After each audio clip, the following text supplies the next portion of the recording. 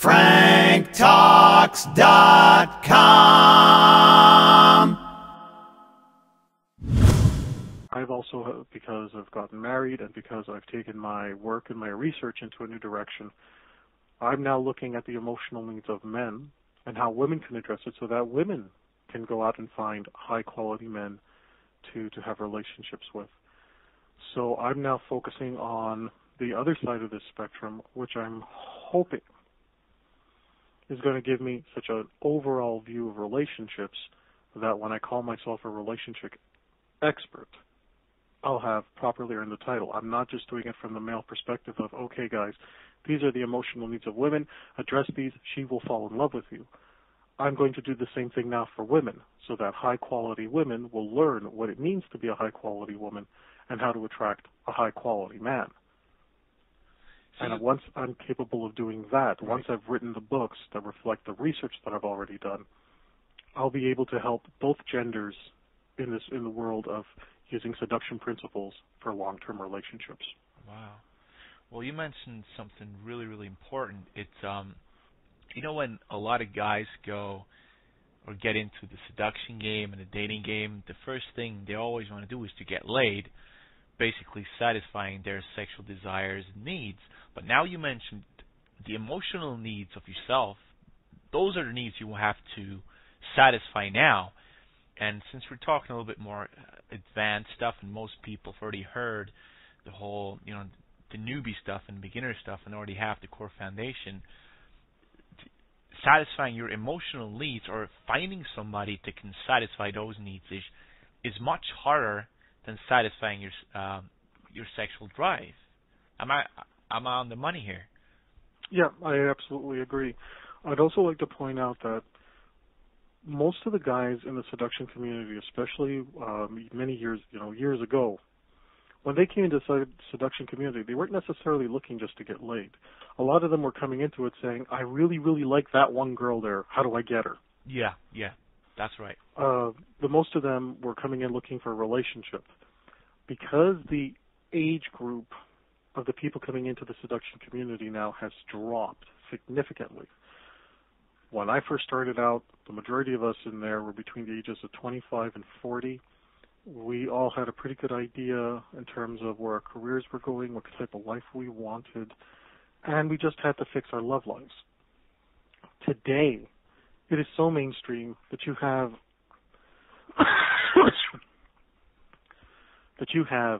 kids, you have high school graduates who are not even old enough to get into the bars and clubs wanting to learn game for bars and clubs. These are kids who have yet to even fathom the consequences of their actions. They don't get that. The behaviors that you commit today will be reflected in who you are 10 years from now. People don't necessarily forget. You form a certain image of who you are in people's minds, and that's how they will continue to see you. And younger people today don't grasp the idea that there are consequences to the actions they will take in their development from loser to seducer. So when you have such young guys coming into this, the focus is, okay, I just want to go out and get laid, because relationships may not be on the mind of that 13 to 20-year-old. And what I focus on, and I've always been like this, I'm not a pickup guy. I respect what pickup artists can do. I understand the technology behind it. I know that it works. But I've never focused on pickup. I focused on relationships. I don't like the idea of having a one-night stand. If she doesn't come back after that first night, I've done something wrong. That's my philosophy. I'd rather have less women, but have them coming back on an ongoing basis. And I've just taken that research and that work full throttle. What I'm finding now, and this is highly publicized by some of the top pickup artists in our industry, is that when these top pickup artists who are so good at attracting women finally find a really great girl, they say, oh my God, I've never considered the idea of being with just one woman. I've never considered the idea of having a primary. But this girl that I seduced is so amazing, and I know she's attracted to me. And they try to apply the same attraction tactics that got the girl initially and they try to make it work into a long-term relationship, you're seeing the top pickup artists in our industry fail at long-term relationships. And that's where I specialize in. I specialize in saying, you know what? I was never the greatest pickup artist in the world, but I know how to make relationships last. I know how to figure out if a relationship will and will not work and on what grounds. So I think that all the people who have become pickup artists, especially if they're young and they're just starting out now, in about 10 years' time, they're going to be coming knocking on my door because they are going to meet someone that blows their mind one day, and they're not going to be able to keep her.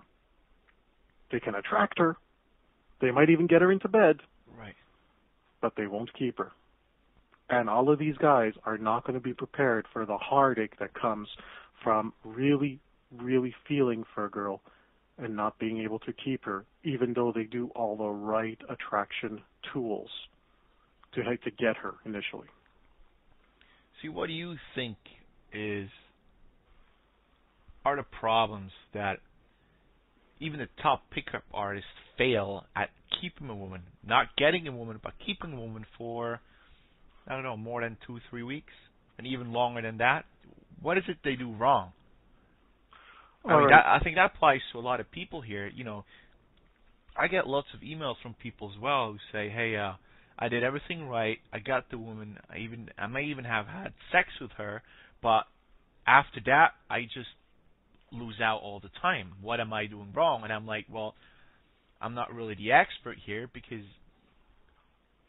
you're probably the guy who knows most about that kind of topic, what actually happens after you got a woman and had sex with her and how to actually keep her, which I would say touches into the relationship expert as well, right? That's correct. Here's my take on it. When I look at pickup artists, a lot of what they do is about getting attraction. And that's good. It's necessary. Even in relationship management, a man needs to be able to know how to get a woman attracted. The problem is that the right tactic, which will get her attracted to you at the beginning, that same tactic will scare her off once you start talking about long-term relationship, long-term commitment, if that's what you want from her. The underlying emotional need in all this, there's the difference between a pickup artist, a seducer, and the married man. And it comes down to the emotional need of fear of abandonment.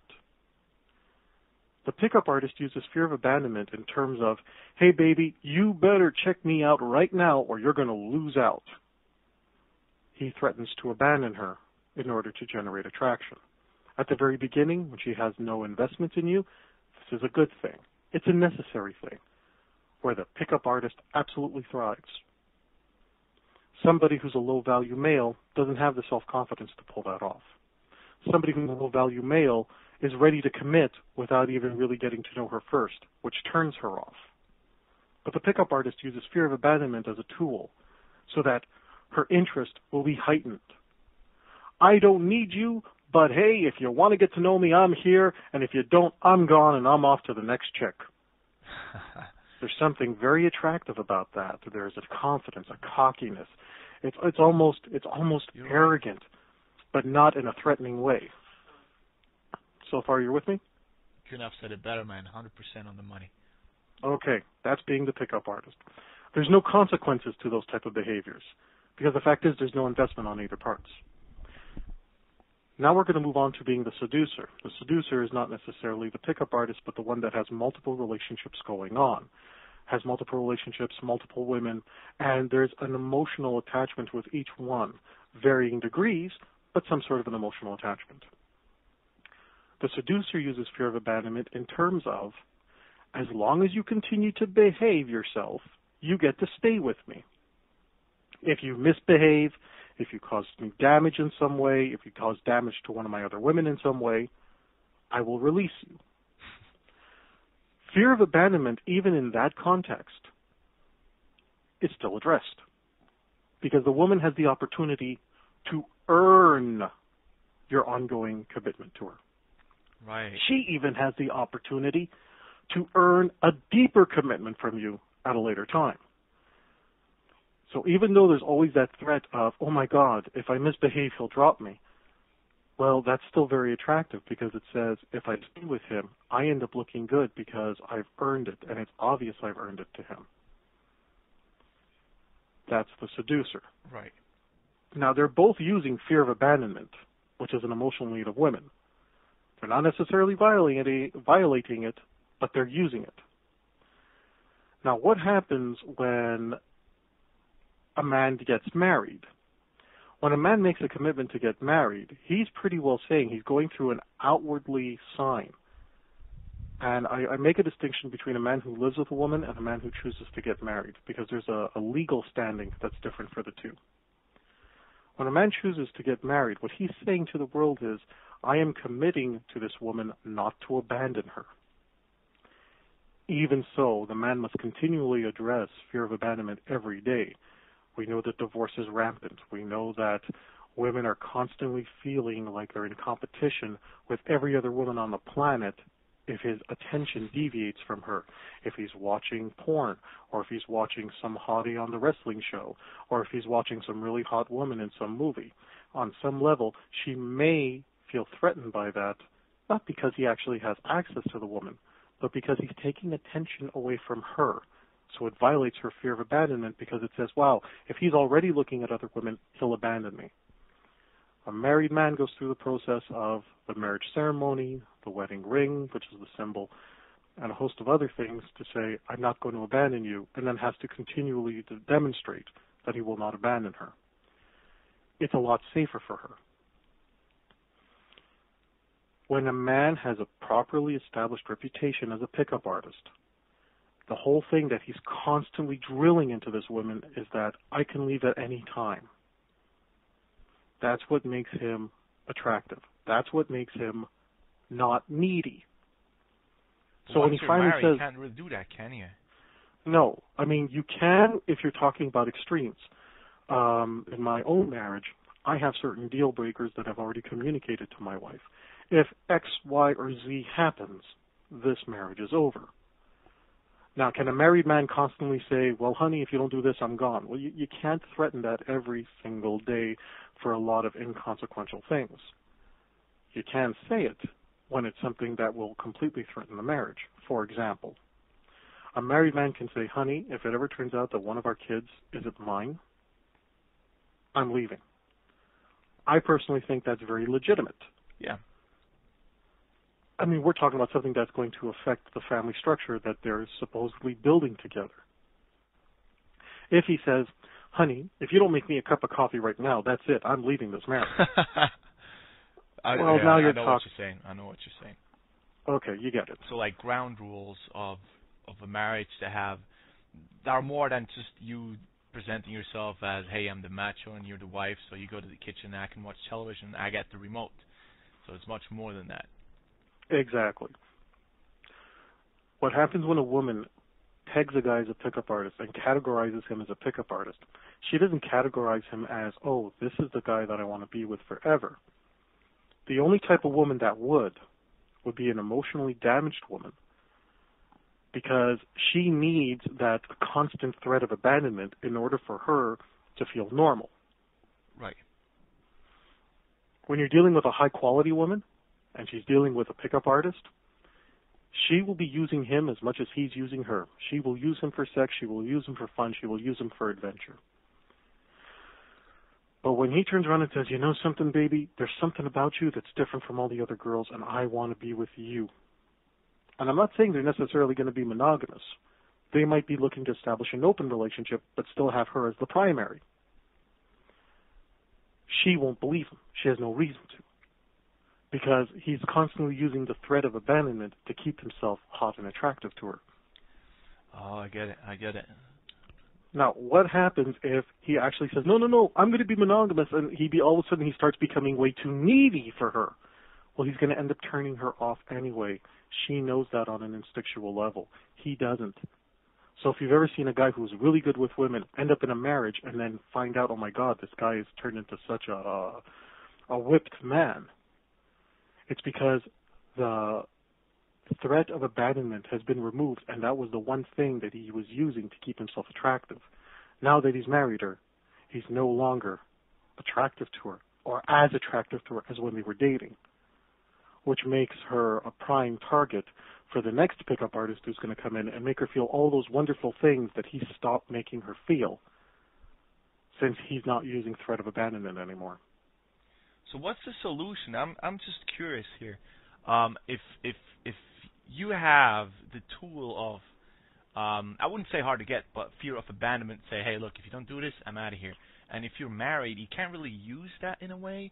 But if you've been using it, what do you do without falling into the trap of just being a needy wussbag again? Okay, I have two answers for that. The first answer is for the guys who are already married who can't constantly threaten abandonment. The second answer is going to be for the pickup artist who is using fear of abandonment but has found the type of woman he wants and needs to do something to really make her feel that he's serious. So let's deal with the married man first, okay? Yeah. If you're a married man, you can't use fear of abandonment constantly in your relationship, because especially for the children, constantly growing up in a relationship where parents are always threatening to leave one another, that's going to screw up the kids. You're going to have dysfunctional kids, and that'll help end your marriage and end your relationship faster than anything.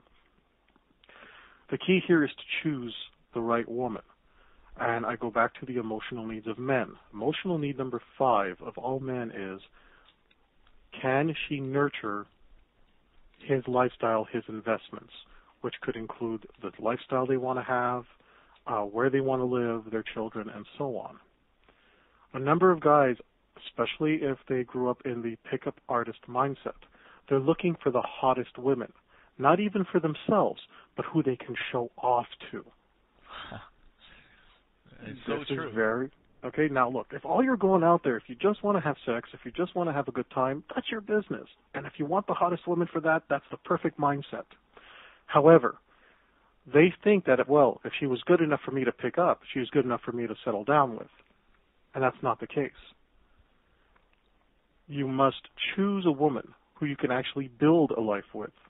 You know how a lot of like mainstream media or mainstream dating industry will say you have to find someone who's compatible? This is what they're talking about. They're talking about finding someone who you can actually build a life with.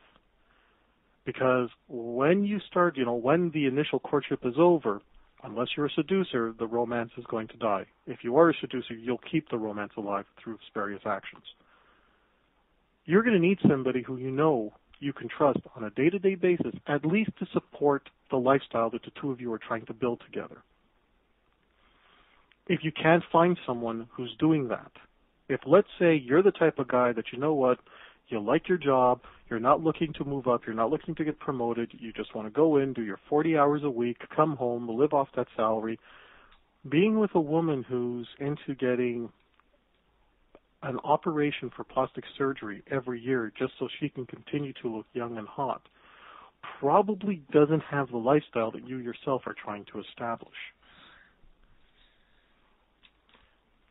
So right there you see a level of incompatibility that says, hey, and you can't constantly threatening to abandon a woman like that, it's not going to work.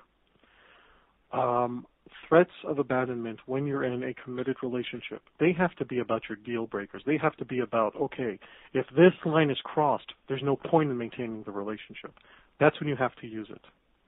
The rest of the time, you simply have to be dominant. You have to manage the relationship. You have to lead. And here's something very, very key. Every time her mothering instinct kicks in, you have to combat it. Like how? What do you mean? I want to kiss? When she's doing things for you that she doesn't need to be doing. For example, honey, are you wearing your gloves? It's cold outside.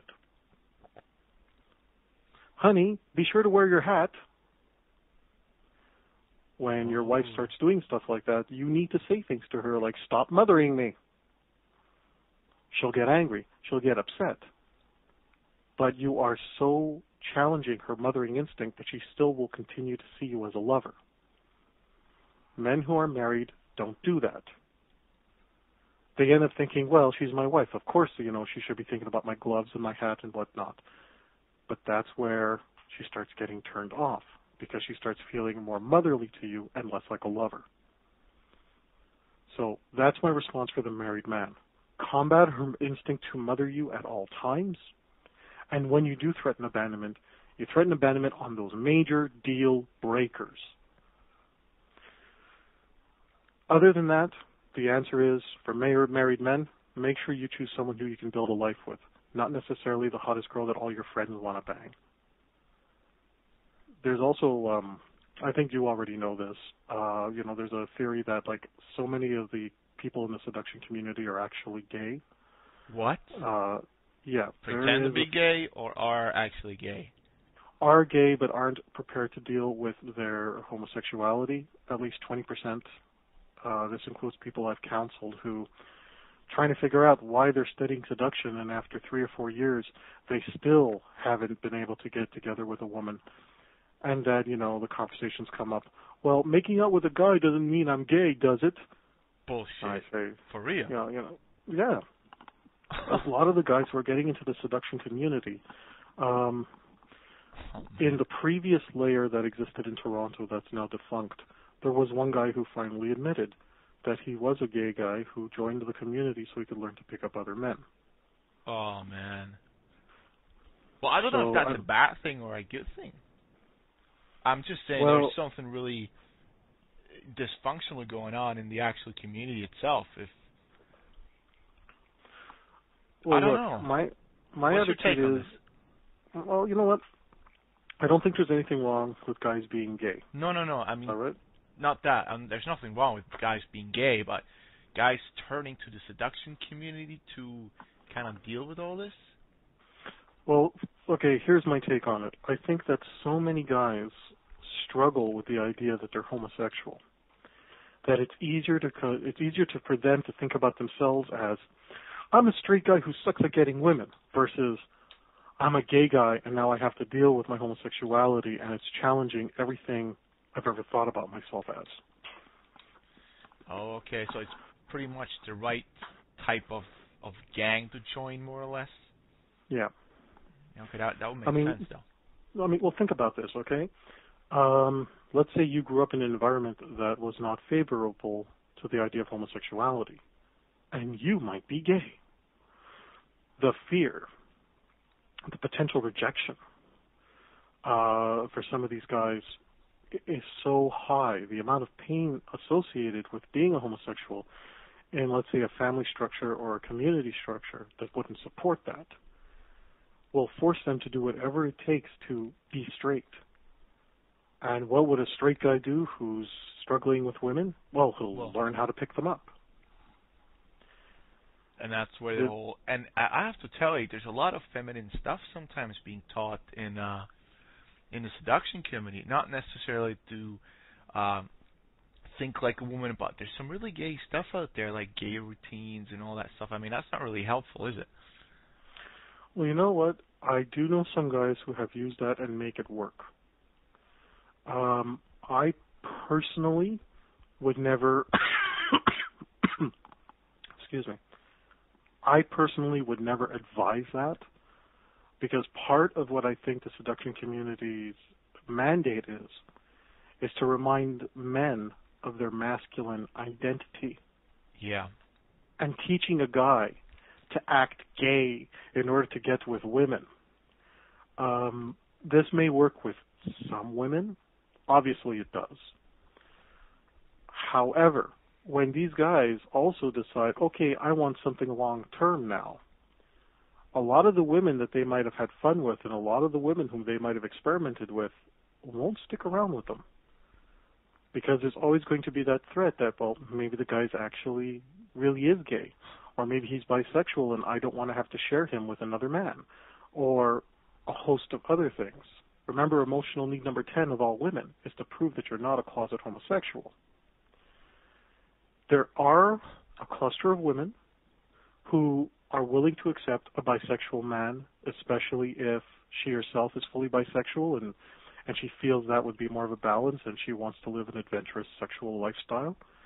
But I got to tell you, in my own experience, even in alternative communities, it is the man who presents himself as fully heterosexual, masculine, not a metrosexual, that the women, even the ones who would be willing to date a bisexual male or a more submissive male, these women are turned on immensely by these overtly masculine men because it relieves the women themselves of taking on any responsibility or leadership role in the relationships.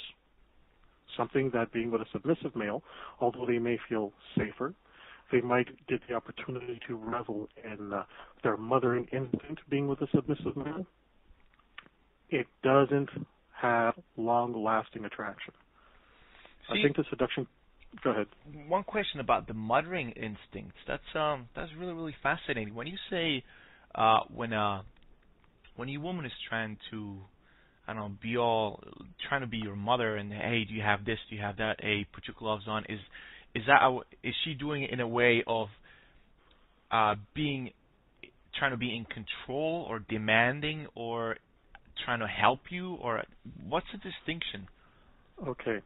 What the seduction community used to teach is that, well, a woman is doing it just because she wants to test you to see if you're a really prize male. Now, that applies only if she's doing it consciously. When she's doing it unconsciously, she's not doing it to be a bitch. She's not doing it because she's trying to hurt you, and she's not doing it to control the relationship, because these are all conscious thoughts we're talking about here when you're trying to say control the relationship. It's an instinct. The same way that a man has an instinct to seek out the best partner, or he has an instinct to protect what's his. A woman has an instinct to mother.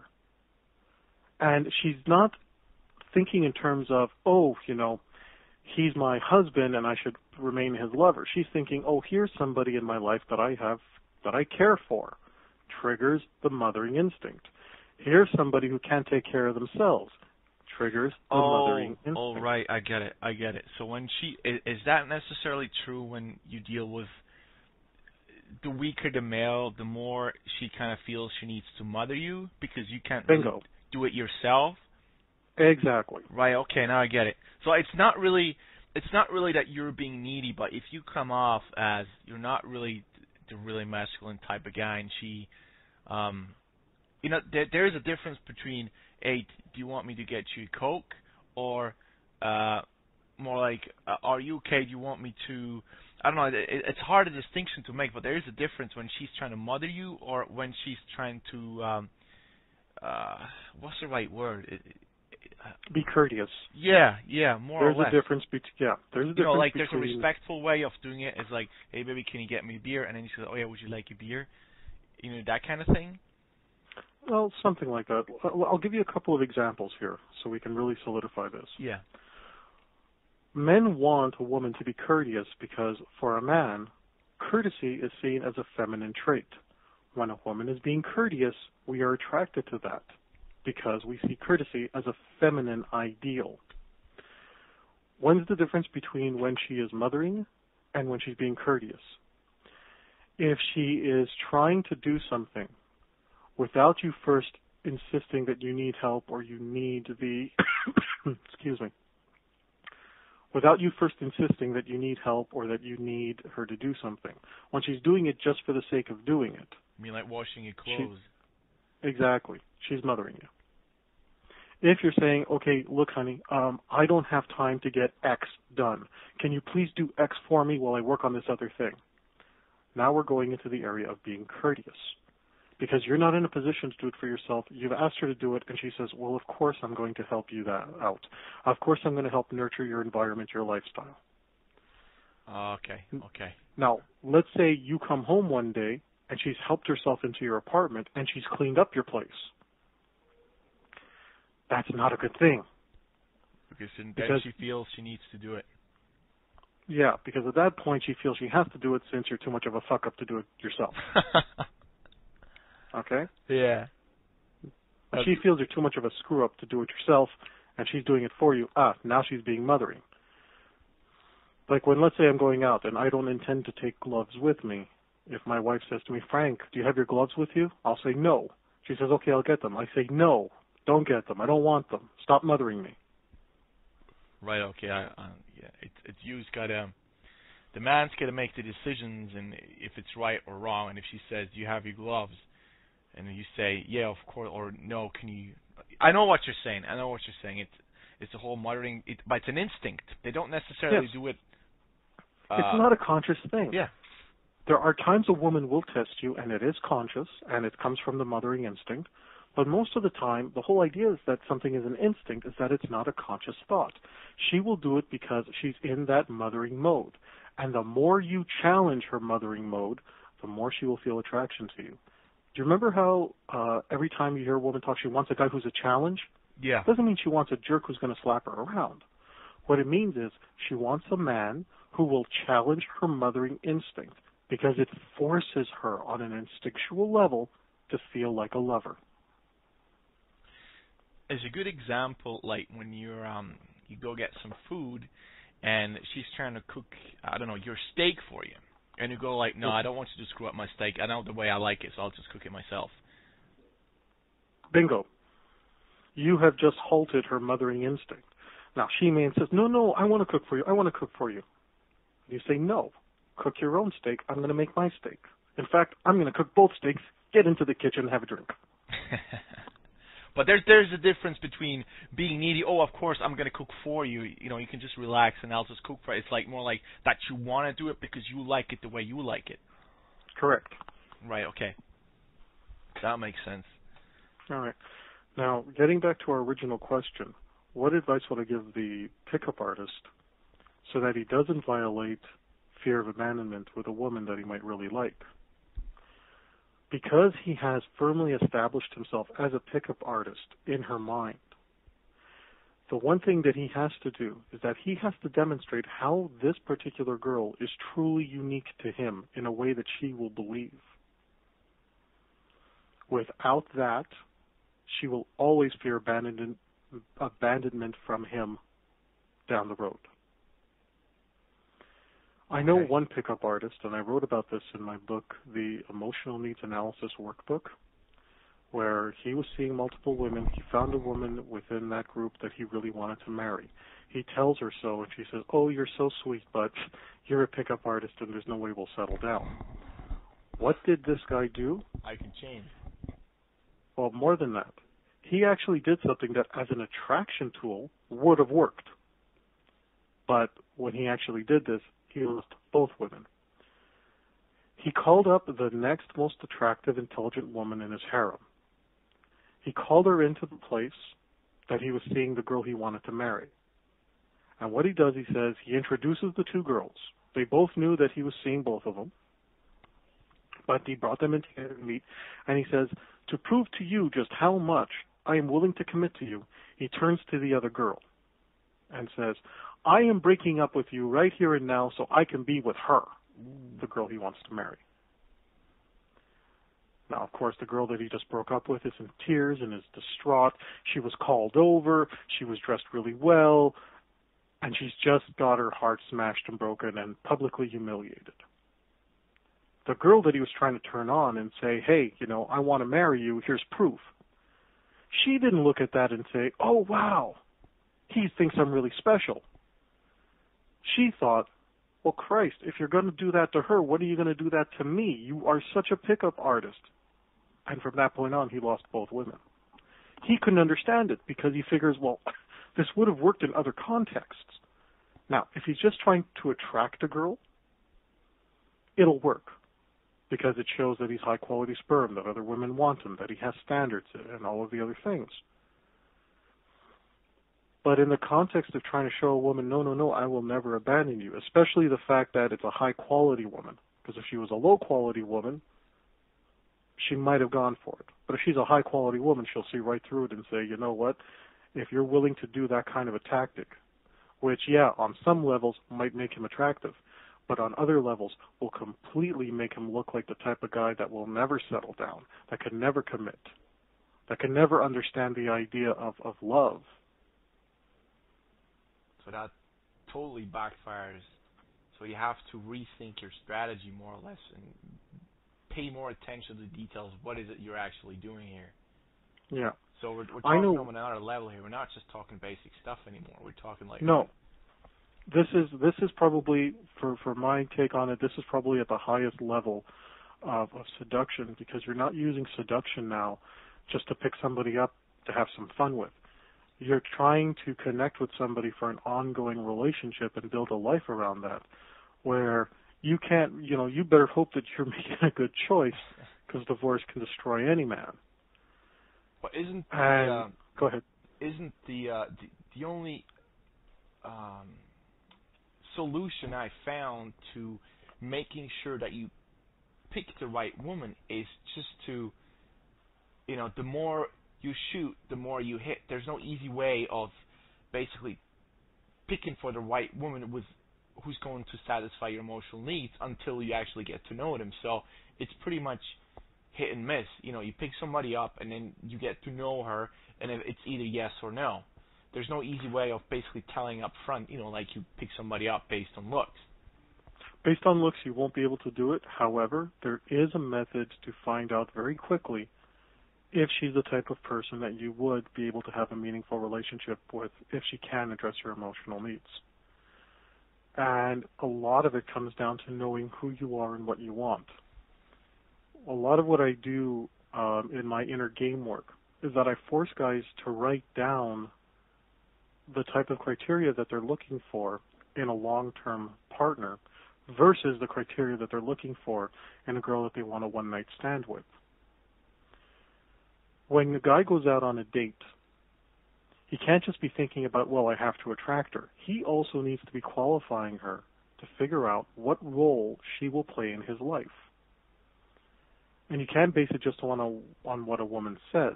You have to see how she behaves. For example, let's say there's a guy out there listening right now who is a single father.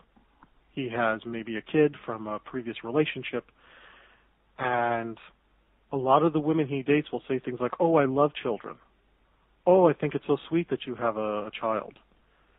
Well, if he's a decent male, a high-quality male, he's probably heard this from every single woman who wants to get with him, that she just loves children and so on and so forth.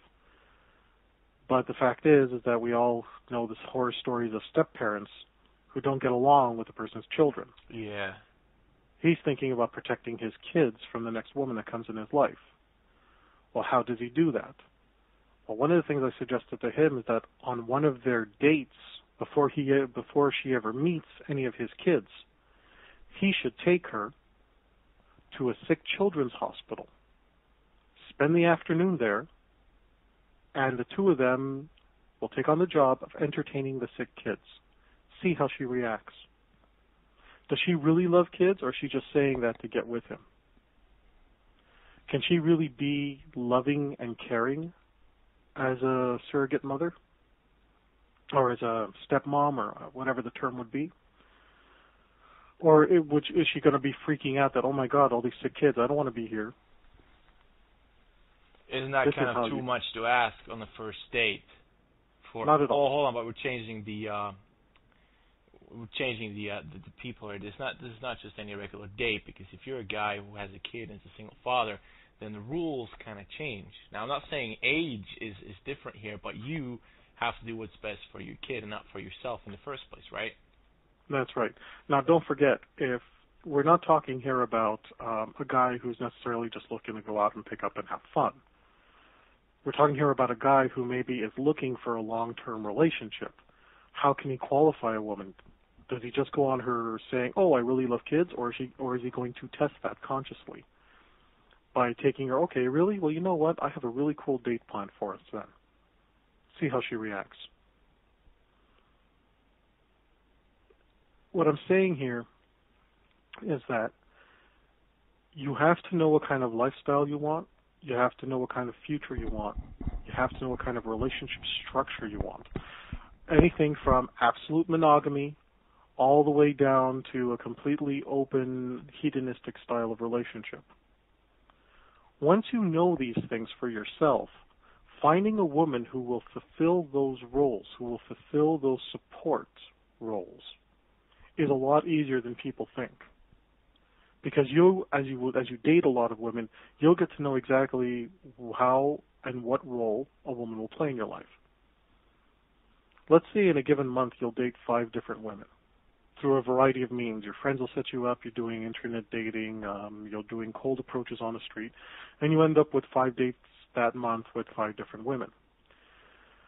By the end of the first date, you should already have a pretty good idea as to how far the relationship could potentially go. If you're getting to know her and you find out, oh, she smokes. Well, according to my own personal system, a girl who smokes is someone who I could have a one-night stand with, and maybe somebody I could have as a sex buddy. But I can never have her as anything more than that. So I've categorized her in that way, and I will game her in that way. You find out that another woman has a child herself. She's a single mom. Okay, how far would I be willing to take this? Well, according to my criteria, I don't want to marry a woman who has her own kids, and I don't even want to make her the harem primary if she has her own kids. But I'll make her a non-exclusive girlfriend within my harem. That's the highest role she could play in my life. So I will calibrate my game to that.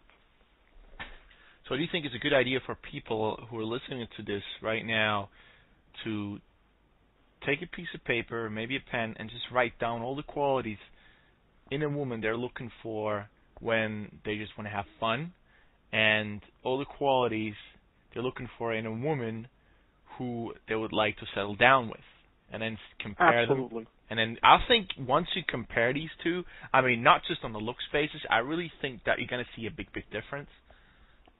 Yep. You know, they're Because probably going to go, like, yeah, I'd like to date a stripper, maybe like a go-go dancer, blah, blah, blah, you know, with fake tits and this. And then once you start changing the spectrum, man, it changes completely. Absolutely. I mean, when I've done my inner game one-on-ones with people, the stripper persona totally came up.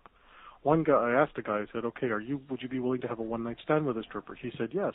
Would you be willing to have just a sexual relationship, like, you know, a sex buddy relationship with a stripper? He said, yes. Okay, would you be willing to have a non-exclusive girlfriend who's a stripper? He said, yes. I said, what about a harem primary who's a stripper? You know, like, you're dating a lot of women, but there's that one queen within your harem. He said, yeah, absolutely. I said, would you be willing to marry a stripper? He said, yes. I said, really? I'm honestly surprised with the type of conservative life you've led up until now that you would be willing to marry a stripper. You would be okay that your wife is going out and stripping for other guys. He says, well, no, whoa, wait a minute. If we get, and this is where he said it, he said, well, if we get married, I don't want her stripping anymore. I said, well, no, wait a minute. That wasn't what you just said. You said you would be willing to marry a stripper. All of a sudden now, if you marry her, she has to stop stripping? That tells me you don't want to marry a stripper. You can't even be honest with yourself. Why should a woman expect you to be honest with her? And the look on his face when I pointed this out. Oh, and I've seen classic. it so many times. All of a sudden he clicks into, oh, I get it now. Oh. So his problem wasn't that he couldn't, you know, connect with women. The problem is that he has no clue as to who he is or what he wants. So whenever he talks to a woman, she can sense on some level he's not being honest. See, for him, he didn't see it as being dishonest. He saw it as a bit of confusion, but he didn't see it as an issue of honesty. For a woman, and for a high-value man, that is an issue of honesty. Even a high-value man would look at him and say, you're not a man of your word. Because you're saying one thing, but you're doing something else. Man, that's classic. That is good stuff, man. I think a lot of people just don't realize what they actually want until they just sit down and actually write it down for themselves. You know, yeah, I heard it so many times. Hey, let's go out and pick up a couple girls, or, you know, let's go have some fun, and that's fine. But what they're actually looking for is not just to have some fun, and then they just settle for the first best thing, and then they go like, well, I don't know if that's actually what I want, but sometimes, you know, it will be too late. And they go like, oh, I wish I had thought about this before. And they go like, well, now we've learned your lesson. Well, here's another example. I'm sure you face this as well with people coming to you with these questions. A guy says he just wants to meet a girl and go out and have some fun. But while he's going out and having fun, what type of conversation topics is he bringing up to the girl? He's asking her questions like, oh, where do you see yourself in 10 years? Oh, what kind of relationship do you want to have in 10 years? Do you ever see yourself getting married? Do you ever want to have kids? Listen, on a very first date with a girl who you're meeting just to have fun with that night, those are not the conversation topics you want to be bringing up. because it's communicating to her that you want something more than just a good time. This is a lot of guys are stuck in these mindsets. Here's another example, okay? When I talk about criterias, I'll work with a group of people, and then I'll say, okay, what are your criterias for this? And we're going to go through each category and each criteria. I once threw this at somebody, and I said, would you date a girl in a wheelchair? And he sat there and he thought about it and he thought about it. He says, you know what? I couldn't date a girl in a wheelchair. I have to be honest. And he was going on and on about how all the reasons that he would never date a girl in a wheelchair. And I said, okay, let's look at your list for a wife. He says, let's say every element on that list was addressed. Let's say she had every single quality there, but she happened to be in a wheelchair. Would you date her then? And he says, well, yes, I would. And I pointed out to him, okay, so you've just lied to me now. But you went on and for a 5-minute tirade how you could never date a girl in a wheelchair, but if she addresses all your emotional needs or all of the particular wants that you have in a wife, you'd marry her. Well, there's no way you're going to marry her without dating her first. So you're just pretty well, you just shot yourself in the foot. And guys don't see this about their own lives. This is part of what I do with a lot of my inner game work.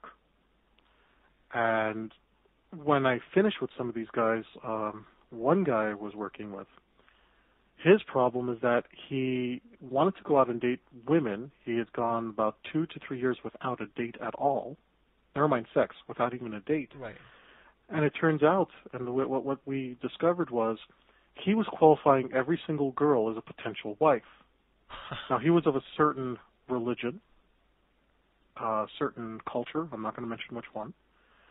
And on his list of wife, he could only marry a girl who was the same culture as he was and the same religion as he was. Was it Amish? No, it wasn't. I mean, it was. We're talking about a religion and a culture that can exist within a metropolitan city. Right. Some like Mormon stuff. Not even that extreme. Okay. You know, we're talking like in my case. If it was me in his position, I'd say, well, I have to marry an Italian because I'm Italian, and I'd have to marry a girl who's, Oriental, more or less. Yeah. Oh, okay. Something like that. Okay. And what he was doing is that every girl that he would meet, he'd be going down his checklist of a wife, and if she didn't meet even one criteria on that, he says, well, what's the point of dating her? There's no chance of ever getting married. And I said, well, the point is that when you're dating someone, you're learning about yourself in the process. Part of what you're learning is to see if the criteria you've come up with is actually legit. I'm going to share something personal now within my own development. There was a period when I was dating where I really wanted to have a relationship where there was absolutely no rules, completely open. Two people can go out, do whatever they want with whoever they want. Now, this is great when you're just dating casually, where there's no commitment, but when you're actually in a committed relationship, this type of structure I have found didn't work for me. And the only way I could know this is to go through it. What ended up happening was that I had a girlfriend. We were committed as boyfriend and girlfriend, but we were in a completely open relationship. And then one day I find out that she went and had a threesome with a married couple. I was a little bit taken back, but I figured, well, you know what? She has her freedom. She can do what she wants. Although we had never talked about her being with another man, we talked about her being with other women. It's like, well, you know what? This is my fault for not being more clear. A week later, she tells me that when she had sex with him, he did not use a condom. Ooh. And he, when he had his orgasm, he did it while he was inside her. That freaked me out. That put me at risk. And, our relationship slowly deteriorated from thereafter. That's how I learned for myself that, you know what, if I'm going to commit to somebody, I don't want a completely open relationship. I would want something where we do both have some freedoms, but I'm going to add some rules to that. I never would have known that if I hadn't gone through the experience of dating somebody and going through that type of relationship structure. See, out of curiosity, I had a couple guys ask me about swinging, going to places or like communities where you have loads of like open relationships, with everybody. I'm not saying like big, group sex type of things, but like swinging, exchanging partners. Partner swapping, yeah. Yeah, more or less. And I was like, well, first of all, it's not really considered, seduction or anything. It's more or less a lifestyle choice that you want to have, but there's always certain risks involved. If That's you, right. For example, somebody who's really into, a guy wants to have a threesome with his girlfriend and somebody else, and then the most obvious choice is either, looking around for somebody who might be into it, and a really easy choice is swinging. Mm-hmm. Well, what's your take on this? I mean, I think that any lifestyle, whether it be absolute monogamy to absolute polyamory and all the, shades of gray in between, which includes swinging. Everybody loves to idealize a relationship structure. Never listen to those intellectual constructs. Never listen to those idealized versions. They don't work in the real world. In the real world, you're dealing with human beings. Some good, some very honest, and some not so bright. So you go into the swinger culture, and I have experienced swinger culture for myself. And what I can tell you is they do have certain standards and ideals. But when it comes right down to it, you're still dealing with other human beings that may or may not really give a damn about you, your safety, or your relationship. So even when you're swinging, you still have to go in there with certain personal rules that you have to make sure are going to be respected. You need to go in there with certain boundaries that are going to be respected.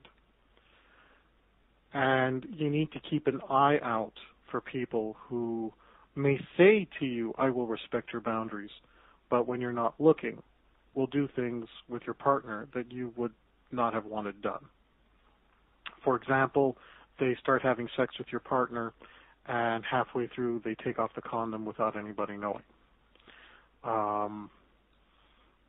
They may be having a group sex interaction, and before they go ahead and they participate with a new person, they'll be asked, okay, well, please just go take a quick shower and rinse off. And the person disappears for a while, comes back and says, yeah, I rinsed off, and they actually didn't. Oh, okay. I get it. So, the lifestyle has all these ideas about, well, this is the way that a proper swinger behaves. Well, in any lifestyle, you have these ideals about how people are supposed to behave, and they don't. And they don't see anything wrong with that. So if you're going to involve yourself in any sort of open sexual relationship with anybody, you need to make sure that certain behaviors are, in fact, followed. And that might make it a lot less fun because you have to take on an administrative role at that point. Yeah. But it's a necessary point to take care of. This applies for men and women. If you're going to have, let's say you're in a committed relationship and you want to go out and, find a girl for a threesome, well, you don't ask her closest friends, because if the thing goes bad and if it turns out to be a lousy experience, you don't want to cost that friendship. You don't do a member of her family, as some people, one letter I got was from a woman saying that she wanted to get her sister to have a threesome with her and her boyfriend. And my response to that was, that was the woman, though. Yeah, it was the woman who wanted to recruit her sister to have a threesome with her and her boyfriend. And I simply, some of the questions I asked was, well, first of all, are you already in a relationship with your sister? I mean, have you already been sexual with her that you're not telling us about? If you have, you're taking a major risk here. The second thing is that when having a threesome with another person, you rarely, especially if it's your first time, you rarely go for a female friend because you don't want to necessarily risk that friendship for the threesome. Most people's first experiences with alternative sexuality, when I say alternative, I mean anything other than monogamy, most first experiences are not necessarily their best experiences. A lot of guys get very nervous when it happens, can't keep it up. They may not be ready to, can one partner really handle their partner being with another person, man or woman? You know, it seems all Yeah. great in your fantasy. You know, oh man, I would love it for my girlfriend to be with another girl. Yeah, well, what happens when you're there and you see your girl making out with another girl, and all of a sudden she really starts to enjoy herself? Are you sure you want to see that? A lot of guys can't handle it. Is she going to be comfortable when she sees you with another woman and sees you enjoying yourself, sees the girl enjoying herself, maybe sees the new person coming into the threesome being capable of things that the other partner is not? Are you all going to be okay with that? Lots of things to look at. So my overall take on it is, forget the idealized versions of what you're coming up with. You always have to remember that people are human beings. There's good, there's bad, and then there's stupid. And it's not the bad ones you have to worry about, because you can usually spot them and avoid them. The danger is when you're dealing with somebody who may be a good person but just really stupid. Well, and like having threesomes or like multiple relationships is not necessarily a bad thing, but isn't it exactly the same as, well, the art of seducing women? It's so much of a science as a science of human interactions. You deal with people, and basically right. The same rules apply. Absolutely. Absolutely. You're just learning how to manage people in situations that are not necessarily taught. You know, nobody grows up and as a kid is taught as a child, okay, well, this is how you would manage a sexual threesome. It's not something your mom and dad ever sat you down with and explained to you, well, unless you happen to have parents who were exceptions to the rule. But for the most part, most people aren't even taught about basic relationships. You know, the same. Here's another example. Okay, everybody has to deal with money on some level. Yeah. You have rent to pay, you got bills to pay, you got to go out and get a job, find a career, or whatever. We all deal with money on some level. But how many parents sit down with their own kids and say, okay, well, this is how you deal with a checking account. Here's how you deal with a savings account. Here's how you make money. Here's where you might lose money. Here's how you manage debt. Most parents don't. They themselves don't even know. How can they possibly raise children who understand it? They feel embarrassed talking about money because they might have to admit that they themselves are bad with money. Well, if you're dealing with money, which even as a child can understand the concept of money even before they understand the concept of sex. What do you do when in this same construct, in this same setup, where a child can't even learn about money, all of a sudden now he has to learn about relationships and sex and human interaction? It's the blind leading the blind. Yeah, you're right. You're right. See, one area that I believe has helped not just me, but a lot of people out there as well, is your entire life when it comes to learning the art of seduction and picking up women. I mean, you grow as a person, and I believe this is the biggest investment you can make. Not just your success at picking up women, but to be able to improve yourselves in so many ways, be it confidence, social interactions, or just, giving yourself a swift kick in the butt now and then. I mean, it's just the reach of improvement when you start learning how to pick up women in relationships and so forth. I mean, I don't think you can learn this in any other area as much as you can in, well, I wouldn't say the seduction community, but learning the art of seduction. I have two comments about that. The first comment is the development that you're talking about only happens if you're actually successful with it. True, yeah. It's because there's tons of guys now who stay at home, rather than even buy the products and make an investment, they are stealing the stuff, downloading it on their computers. Well, I got news for you. In all the work that I've done in the last 10 years, the guys who are constantly ripping this stuff off and just sitting at home and they have a huge collection on their computers of CDs and video products and whatnot. They have a better collection than me. I know that they will never amount to anything in this field because on a subconscious level, they know that they haven't really invested into it. And that's why they're not succeeding. And until you actually get some success, You're just a guy who's collected a lot of products, and maybe you've even studied a few of them, but you'll never be able to fully apply your learnings in real life. It's one thing to say, I'm going to learn how to handle a bully. It's another thing when you actually go through the process and actually deal with the bully. Having an intellectual understanding of how to deal with it, yeah, it's an interesting read, and yeah, you know it, but you're not growing as a person. It's only when you get out there and actually face the bully. That's where you're growing as a person. Yeah. So, does the study of seduction help a person develop? I have to say yes. That's what happened to me.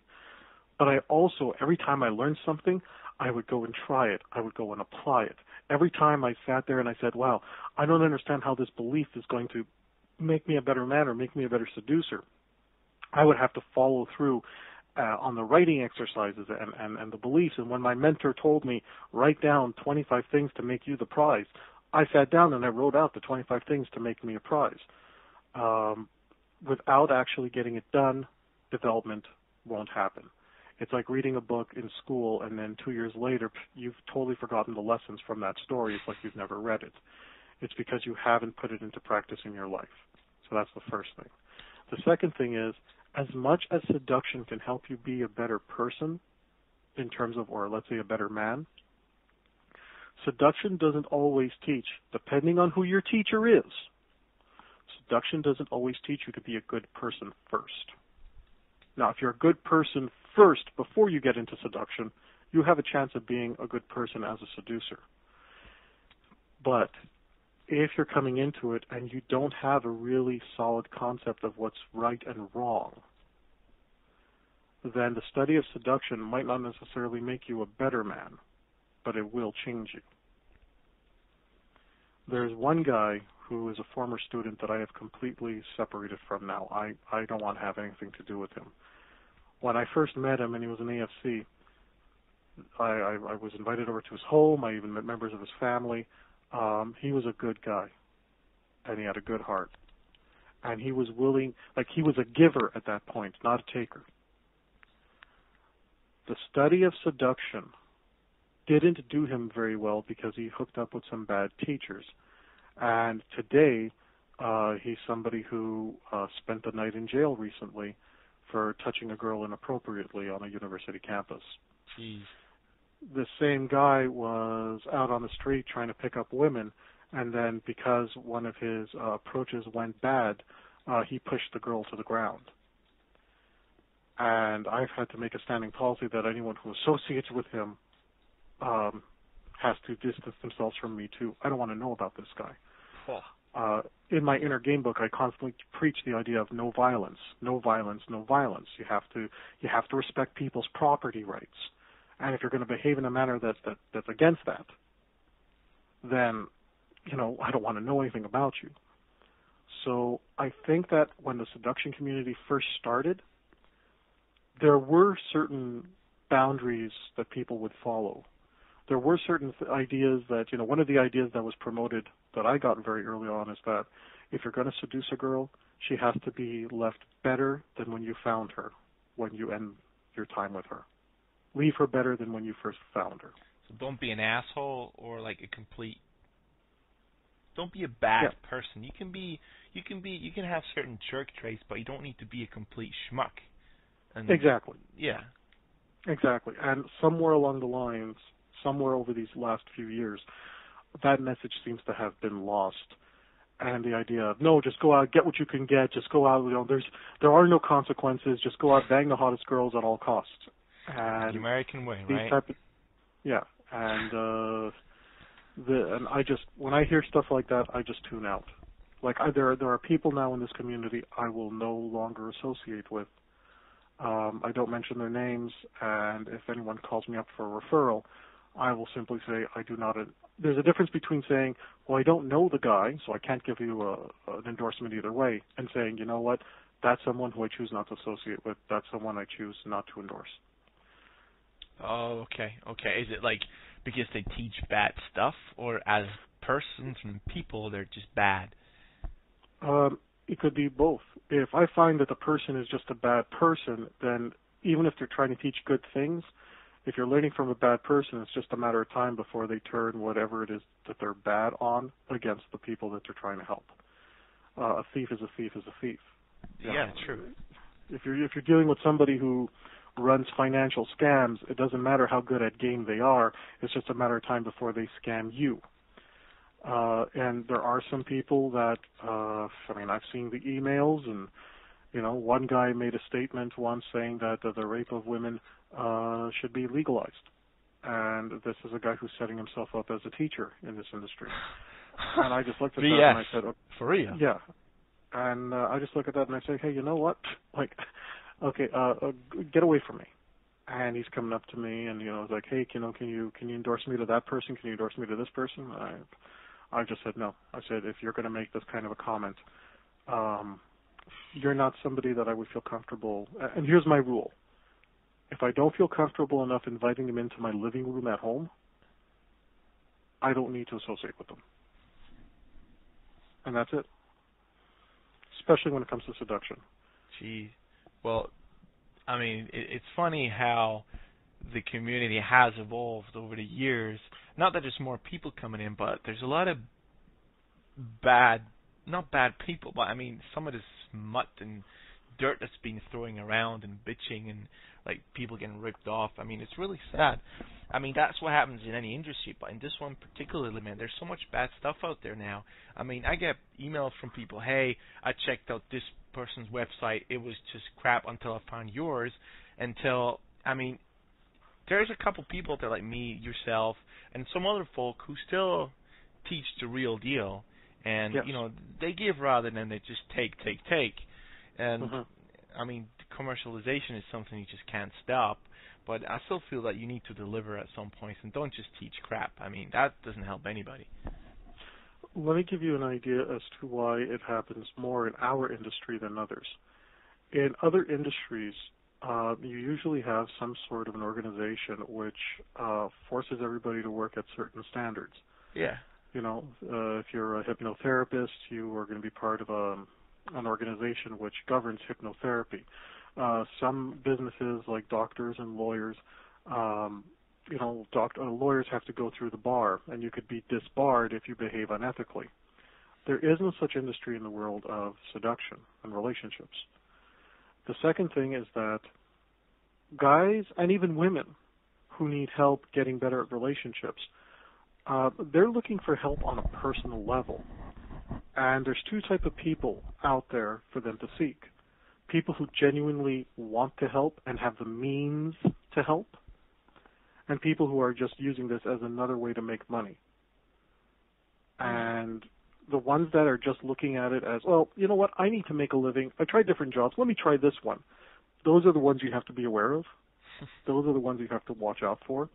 One of my mentors got out of the business because he was sitting there listening to two young guys who were trying to figure out, and they actually used the word scam and say, listen, there's a lot of guys here that we know that they just really suck with women. We can scam them out of $800 a head to go out and to do this.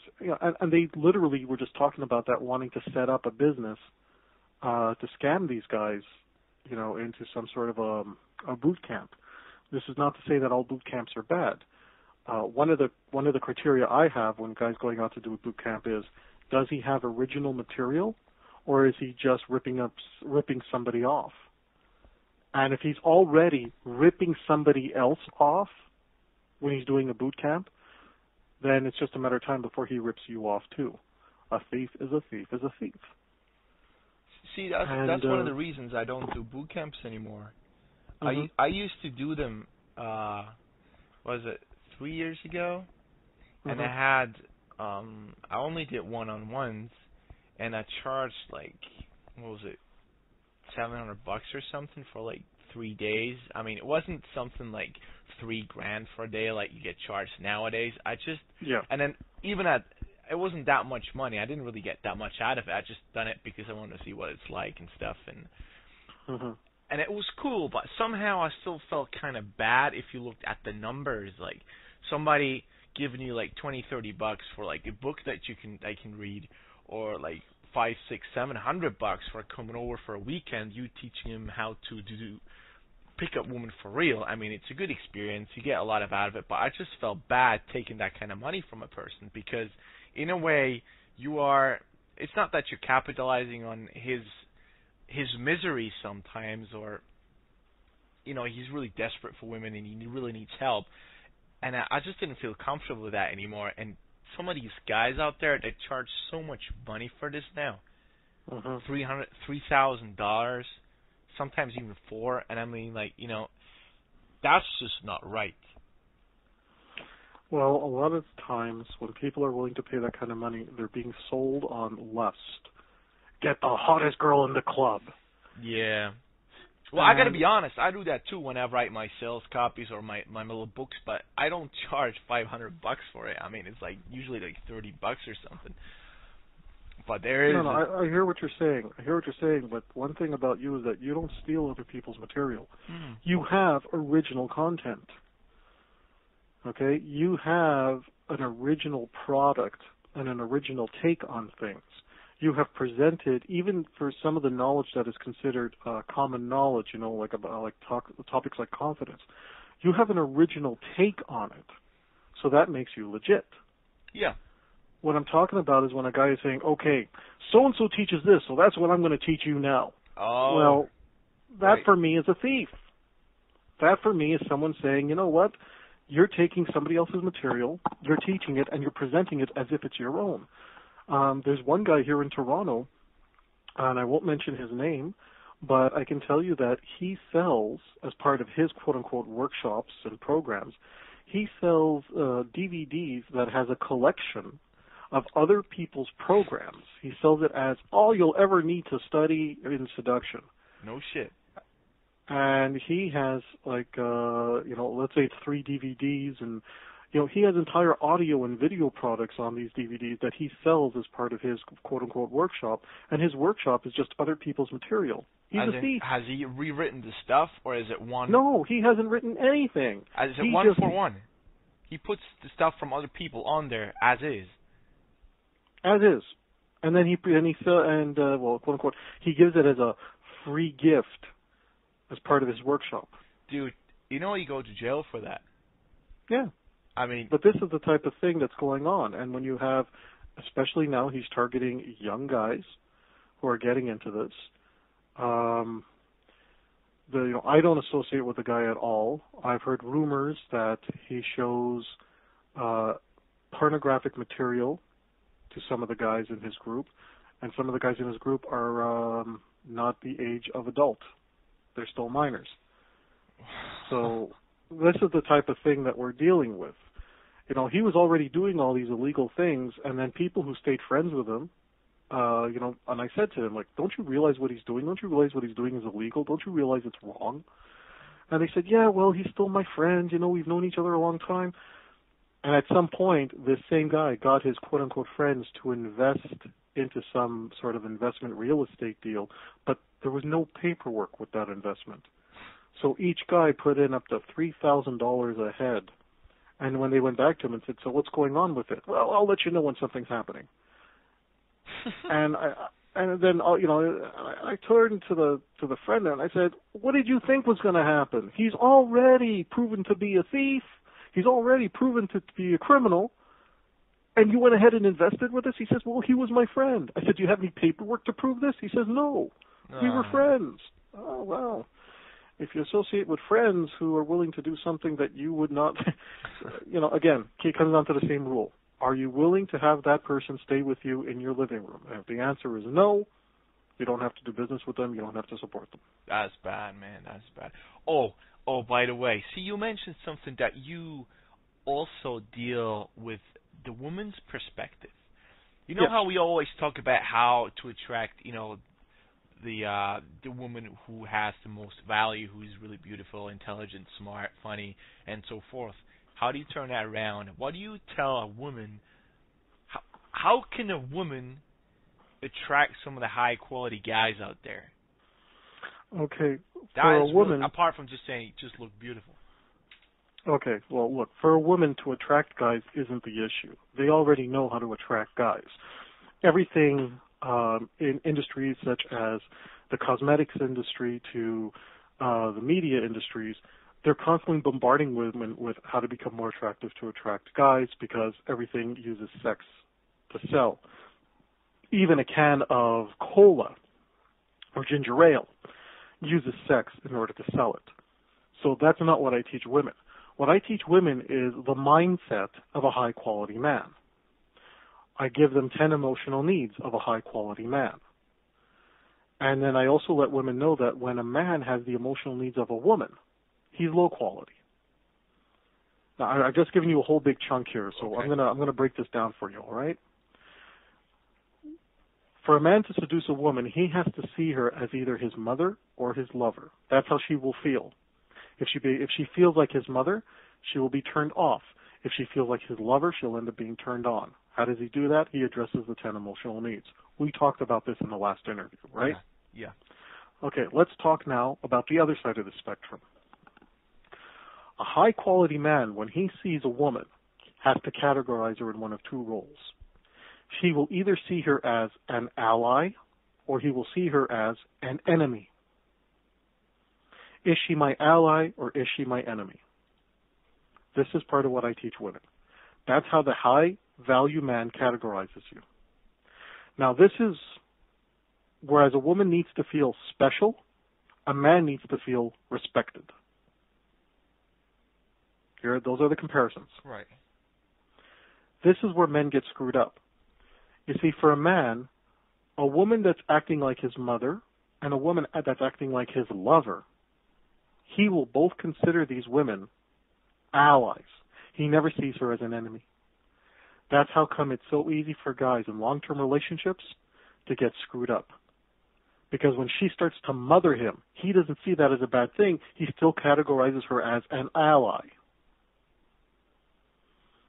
The high-value man must know the difference between, although she may be my mother and she may be my ally, I can never let my lover turn into my mother.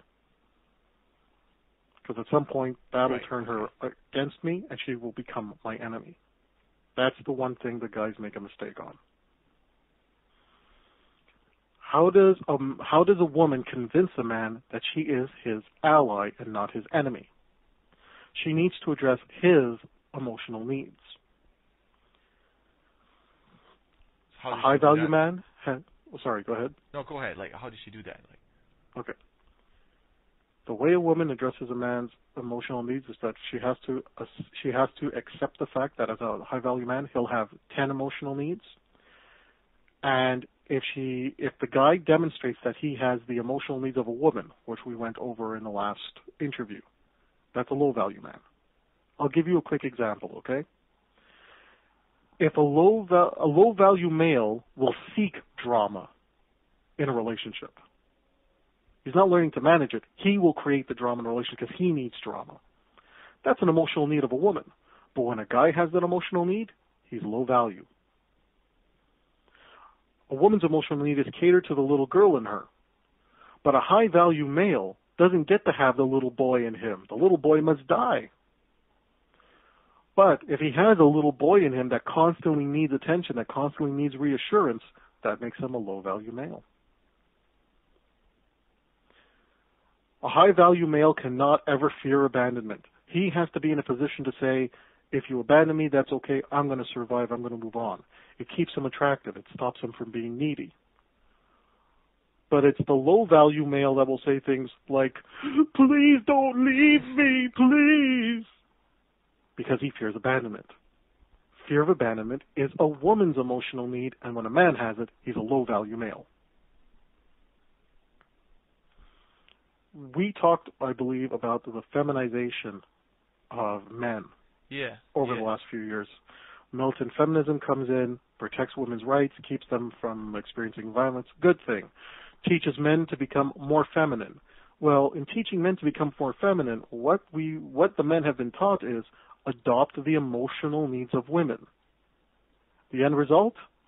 These men are simply not attractive and they can no longer connect with women.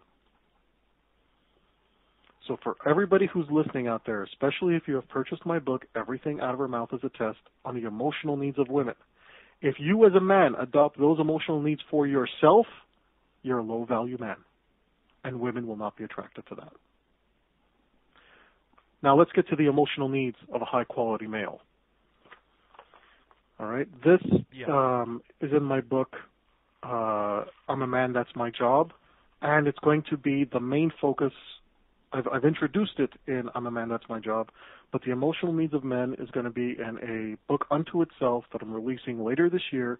It's written for both men and women, men so that they can understand their own emotional needs, and for women who want to be with a high-quality man. Here they are, the 10 emotional needs of a high-value man. Number 1, the protection of his most valuable asset, his reputation. How does this differ from the emotional need, number 1, of women, protect her rep? As a guy, I know women are going to complain about me. I know. What we need is that when a woman complains about us, she complains about us in a way that still keeps us attractive. If she complains about us to her friends and says, oh, that guy, he's so stubborn, he's so hard-headed, he gets an idea in his head and he just won't listen to anybody else and he goes ahead and he does his own thing. Well, yes, she is complaining about us, but in that description, he is still presented as an attractive male, one who goes after what he wants, one who's very strong in his opinion. If she complains about him in terms of, oh, the guy, he's such a wimp, I can't rely on him for anything, that homeless guy was asking us for money and I had to be the one to tell him to go away and my boyfriend was just sitting there and says, oh, let's not make trouble. Now she's complaining about him and he looks unworthy of sexual attention from women. Right. So when a woman complains about a man, we know you're going to complain, ladies. We know it's going to happen, but you have to do it in a way that still keeps us attractive. Because without that, you are violating our emotional needs. And we men will test you on this. We'll ask you, so tell me, tell me about your past boyfriends, how big were their penises and what do you really hate about them? If a woman starts dissing her ex-boyfriends, we will look at that as a sign as to whether or not we can trust them. It's the woman who says things like, oh, I don't even remember. I mean, that's not important. Or, hey, we don't talk about that. Okay, you know what? I know that when I piss her off or when I make a mistake or when we get into a fight in the relationship, she's not going to go to all of her girlfriends and everybody else and diss me so bad that they're gonna see me as a loser. That sort of thing. All right, emotional need number 2 for the high-quality man, recharge time. Men seek quiet time to rest, relax, regroup, rekindle, and recharge, also known as going deep within the cave. The woman that knows when to shut up, be quiet, and give her man some space is the woman that meets this challenge. It's also known as the rule of ours. It's the woman that says, okay, go out with your boys, go have your beer, go have your tacos, I'll see you later. I'll miss you, but hey, you know what? Go be with the men. Go out and hang out. Go play your sports. Go watch your game. For a long-term commitment, this is so valuable. The woman who's so needy for our attention all the friggin' time doesn't give us a chance just to regroup and recharge. For most guys out there, they have to go to a job. They have to answer to a boss who's an idiot. They are frustrated as oh hell, and then they come home and they just need a couple of hours to just grunt and just settle and process everything. Because when a guy does not get his quiet time, even the nicest guy in the world can start to become violent. Give us our quiet time. Back off. It is so true, though. Seriously. One of the things I can tell you about my wife, when I go out to a layer meeting or a speaking engagement, or when I go to, let's say I just want to hang out with some friends just to go out and have a beer after work, or in my case, have food because I don't drink, or something along those lines. She doesn't hit me with the, oh, but I'm going to miss you, oh, get home soon. She hits me with a, okay, go have fun. Whatever. That's fine. So that's a value for all men. Now notice how women need drama as emotional need number 2. Guys need recharge time. These emotional needs couldn't be more opposite. An ideal relationship is one where the man knows how to create just enough drama to keep her happy. If you're lucky enough to have a high quality woman that only needs a minimal amount of drama, and the woman knows to give the guy the quiet recharge time when he needs it. That is the beginnings of a really amazing relationship between two people that can actually stand the chance of not ever getting divorced. Emotional need number 3 for men. Can you mind the store? Can you Can you mind the store? It's an expression to say, when I'm sick, when I'm out of it, can you run the show? Oh, okay. I don't want you to be my mother. I don't want you to have to take care of me every step of the way.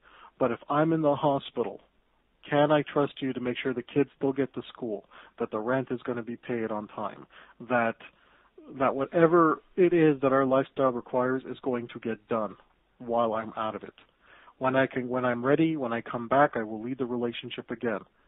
But while I'm sick, while I'm down and out, can you run things until I get back? This is one of the only times that it's okay for a woman to mother a man. It's because he is not in a position to take care of himself. Maybe he's going through a crisis. Maybe he just lost his job temporarily, or someone in his family has died and he needs a few days just to mourn, and he's not going to be on the ball thinking ahead of time. Can't you step in during those periods of crisis and help him through it so that he can come back stronger than ever? Some men will want to be completely on their own at that point. Emotionally, number 2, they want their recharge time. Other men will say, listen, I really just need your support right now while I'm going through this. It's one of the only times that a woman could be mothering without losing attraction.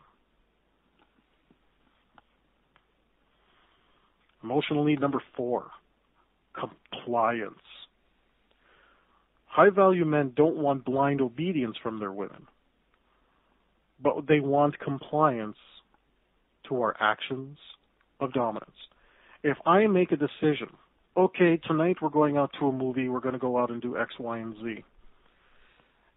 It's the woman that constantly finds a reason to argue, constantly has to challenge her dominance, constantly has to say, no, it's got to be like this instead. Ladies, if you're doing that, it's a matter of time before we leave you, because we're surely going to be cheating on you just to keep our heads clear and level. Every guy who's been in this industry, every guy who's been in seduction, Nick, I'm sure you can relate to this. We've all ran into the woman who, no matter what we say and do, has to come up with some sort of a negative comment, a negative thing. Yeah. It's like it nothing more than to say, oh look, this the water in this glass is transparent. They're going to come back and say, well, let me check just to be sure. Like, Yeah. Well, actually, Frank, there's a bunch of air particles in here, so it's not completely transparent. You know what? Like, low-value men will tolerate that. High-value men will say, that's nice, dear. Now, who's that over there that I'm going to go talk to? Because I actually want to enjoy my life. So true, though. Okay. Now, you'll also notice I said not blind obedience. Yeah. If you're looking for just some fun, and you're looking for a girl who looks pretty but does not have an opinion, hey, that's a great lifestyle for a pickup artist. Go out, have your fun, no consequences, no long term. But when you're looking for a woman that you actually want to build a life with, who's going to have access to your financials, who's going to maybe be responsible for raising your kids if you happen to die young, you don't want a woman who's just going to be blindly obedient. You want a woman who will have the ability to think and have some sort of an opinion. And at that point, you want a woman who, if you are leading a relationship, let's say you're driving the car and you're about to head over a cliff. If she's smart enough to point out, oh, by the way, smart guy, you're heading for a cliff, she's not challenging your dominance. She's being smart enough to say, have you considered this? So you can stop the car and not go over the cliff. That's the type of partner I want. It's a balance. Some women do it too much. Some women don't do it enough. But But for my purposes, for my rule, I'm not interested in blind obedience because I cannot trust a woman who will blindly follow me. Because that means if she's blindly going to follow me, she'll follow one of my competitors. She'll follow one of my rivals just as blindly. So you do need some kind of challenge, a little bit, challenging this and that. I don't see it as a challenge. I don't see it as a challenge at all because she's still going to follow me. Right. What I want is someone who's smart enough that if she's going to have an objection to where I'm leading this thing, it's going to be something legit. Honey, I just found this new business idea and I want to go ahead with it and this is going to be great, it's going to be wonderful. I want a woman who's smart enough to say, well, have you looked at this aspect of it? Now, she's not challenging me. She's not coming in and saying, hey, forget that business, we don't need it. She's smart enough to ask the questions. That is supporting my lifestyle. That is supporting my endeavors. It's the woman who's constantly challenging you on every friggin' thing, or too many of these things, that you know what, it's just, if I'm feeding a girl strawberries and she says, well, you know what, I'm going to feed myself the strawberries. Okay, that's a red flag. There's something wrong with her. She doesn't get the idea of compliance to dominance, and that's a sign where you got to say, okay, enough is enough. I'm going to go out and find somebody better for me. Does that clear it up for you? Yeah, definitely. Okay. Emotional need number 5. This could be up to 75% of the reason that a guy will actually choose a wife. So Can she nurture? Sorry? No, I said let's hear it. All right. Up to 75% of the reason that he will choose a wife. Can she nurture his social and personal environment? Now, if a guy chooses a woman, like I said, up to 75% of the reason why he would marry her, this doesn't necessarily mean he's going to be sexually faithful to her. But it means that he already places a significant value on her. This is what a guy needs to know who he is and what he wants. This is finding a girl who can support that. If a guy wants the white picket fence, a house with a 2-car garage, he wants to have, 3 kids, he wants to live in a place that has a tree in the back, lots of green space and whatnot, he needs to be able to find a woman who will want to support that. And a woman who wants to support that kind of his personal, social environment stands a better chance of him saying, will you marry me, than a girl who's just, the sexual vamp in the bedroom, but that can't support him in terms of what he wants long term. This is a mistake a lot of low-value males make. They have jobs that require them, let's say, to work 14-hour days, 6 days a week. And they might marry somebody who says, oh, that sounds really great, I admire that so much. But then once they become the wife, they can't stand it, and they start going nuts, and they start having affairs, and they start saying, how come you're never home? Well, meanwhile, she's running up the bill, going shopping all the time, spending all that money. Instead of saying, well, you know what, I don't spend anything, we don't need that money, you don't need to be working that career. But that career is part of his identity, it's part of who he is. So he needs to find somebody who can support that lifestyle, who can nurture that environment. Let's say the guy wants an open marriage or an open relationship. A lot of women will take on certain roles to try and please their men, especially the more they love a man, the more they're attracted to him, the more they will, the more that they will violate their own principles. This is a big reason why men really don't trust women. Because we know, especially if we've studied seduction and we have any experience in this, we know that no matter how virtuous she is, catch her at the right time of the month, catch her with the right line, get her in the best mood possible, and all of those rules that she has goes right out the window. This is why men really don't trust women. It's funny to hear the opposite side of, the other side of the ale for once. And then so you kind of can reflect on yourself and then see, well, hold on a second, this is actually what women are looking for.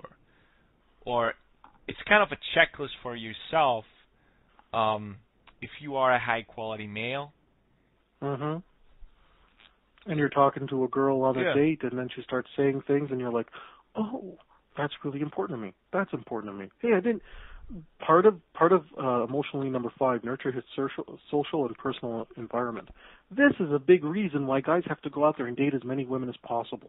You're trying to figure out what your rules are. What are your deal breakers? I've dated women that my mother has really, really liked, and I've dated women that my mother has really, really hated. And one of my things is that I want a woman that will at least get along civilly with my mom.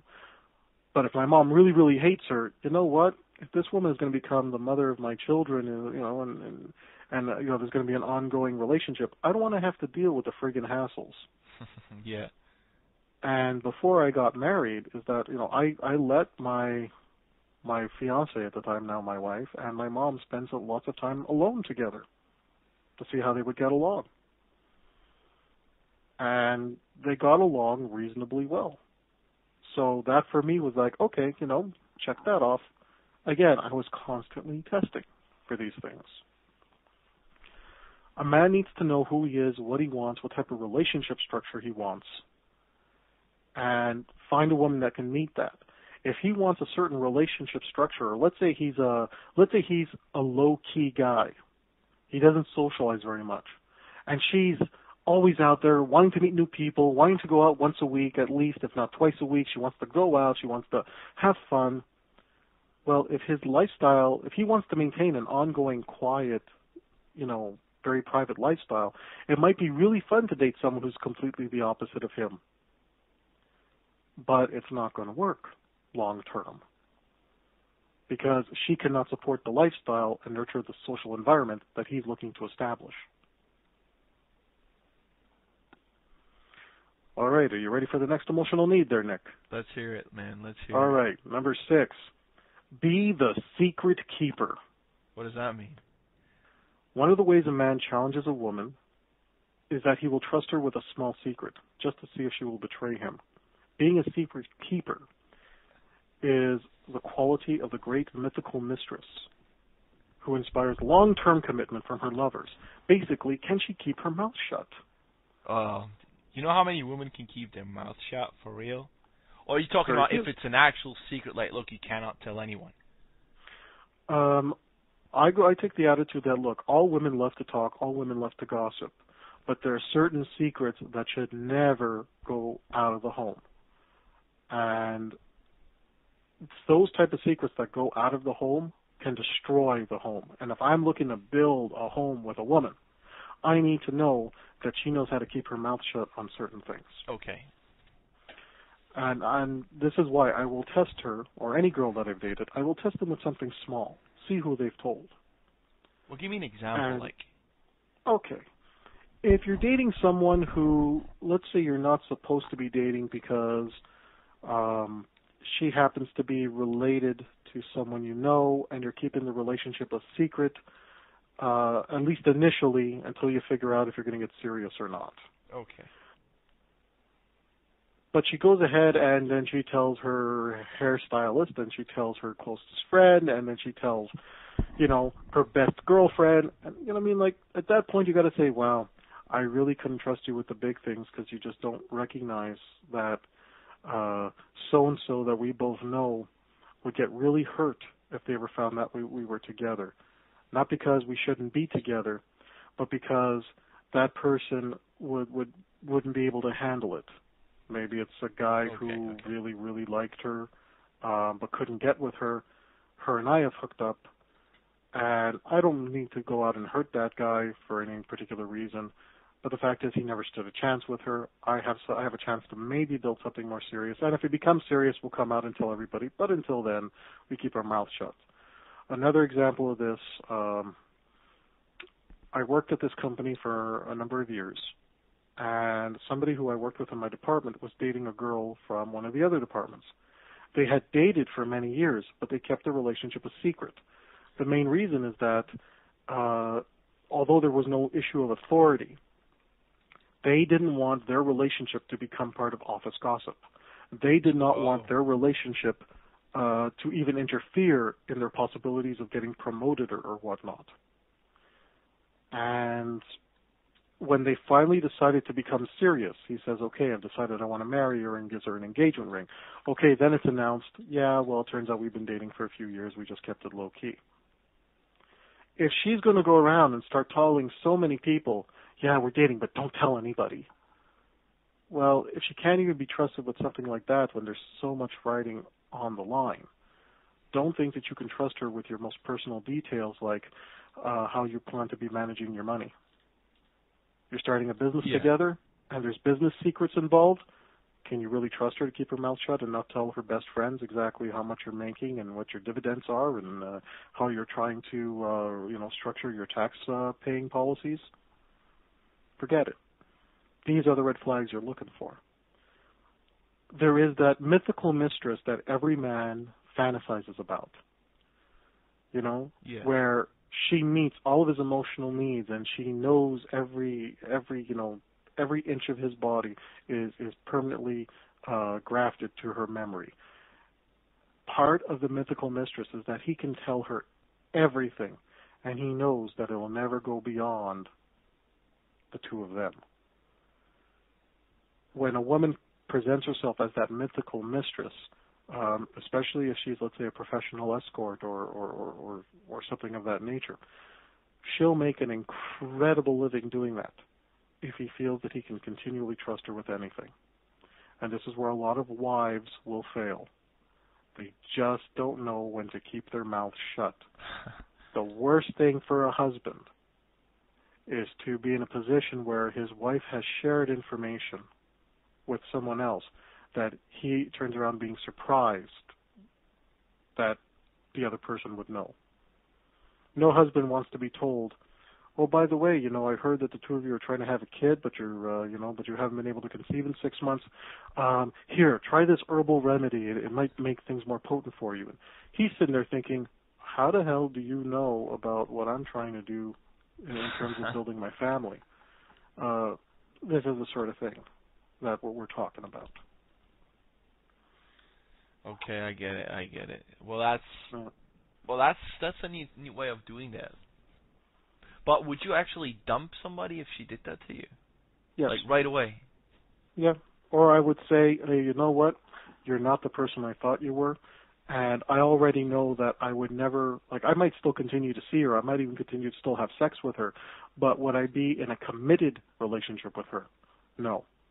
And depending on what the infraction is, it would be enough for me to break up with somebody. One woman who was part of my harem got mad at me one day because another girl had lost her virginity to me. And this girl in my harem was like, no, that will make her more special to you than I am. And she flew off the handle. and she went into my place of work and began to have inappropriate conversations about me with our receptionist. Oh, man. And she ended up telling the receptionist things about our relationship that I said, why are you going to my place of work and doing that to me? Now, that violated my reputation because she went in and she just really made me look bad. That violated the fact that she was sharing secrets about me to a receptionist, of all people. Yeah, that's bad. And when I called her up and I said, what the hell were you doing? How dare you do that thing? She then threatened and says, oh, yeah, you think I did that? I can do a lot worse. And I told her at that point, don't ever contact me again. And I hung up the phone, and that was it. You got to understand something, okay? I had feelings for her. I have feelings for the women that I date. And it's a tough thing when you're telling somebody that you really care about to take a hike. But my principles are more important than the person that I'm having sex with. So being the secret keeper will always give any woman an edge over her competition. Remember, we're aiming for the high-quality men here. I'm teaching women, if you're dating a high-quality guy and he's dating other women, how do you prove yourself to be above the rest of his harem? These are the criteria. And one of them is be the secret keeper. Right. Yeah. Yeah. Now, this doesn't mean that he's going to stop sleeping with them. What it means is, who is he going to give a commitment to? This isn't about making a guy sexually faithful. This is about how to get a guy to commit to one woman over the others. Rule number 7, or let's say emotional need of high-quality men, number 7. Put us first. When I say us, I'm not saying put the man first. Put our relationship first. If a man has reason to assume that the woman will listen to her friends, family, or other suitors over him, or if she does not publicly stand by her man, she will never get his commitment. A good example of this, let's say a woman's friends, let's say she has, 7 friends that she regularly hangs out with, and 4 of them are going through the process of a divorce. Those 4 friends that have gone through a divorce are going to be spending their time convincing the other 3 about how getting a divorce would be the best thing for them, even if they're in happy relationships, even if they're in solid relationships. The man says, okay, that's it. You're not hanging out with those friends anymore. And she says, but no, they're my friends. They've been friends with me for 20 years. I can't just dump them. That's an example of a woman putting her friends ahead of building the relationship she has with her man. Red flag. You know they're going to get divorced. So you already know in the back of your head that, that's a bad sign. Yeah. Yeah, okay. So you might just end things right away. No, I'll continue to sleep with her. I'll continue to have a relationship as a high-quality man. I would not be planning to build a future with her. Remember, as a high-quality man, I have choice. I have multiple women. If things end with one girl today, within the next 2 weeks, I'll have a new girl in my bed. That's the life experience of a high-quality man. So he's not looking just to get laid. What he's looking for is who is going to beat out the competition and earn my commitment to her. Commitment may or may not involve monogamy, but it does mean that if I commit to that one person, I am bringing her to all the family functions where I don't bring the other women. I'm bringing her as my primary. I'm introducing her as the girl that I see value on and I'm putting emphasis on.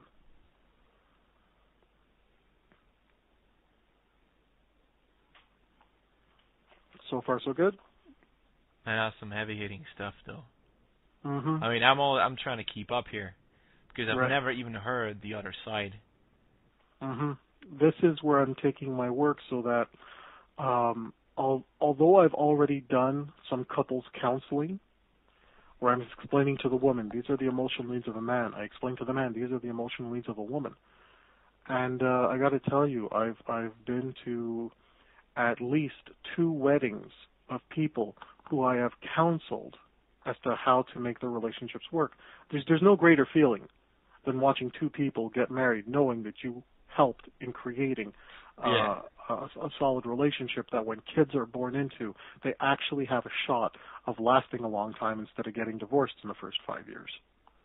It's really funny. Like, it looks like you know myself as a guy better than I know myself. The only difference between you and me, dude, is that I've actually just taken the time to think about this. That's it.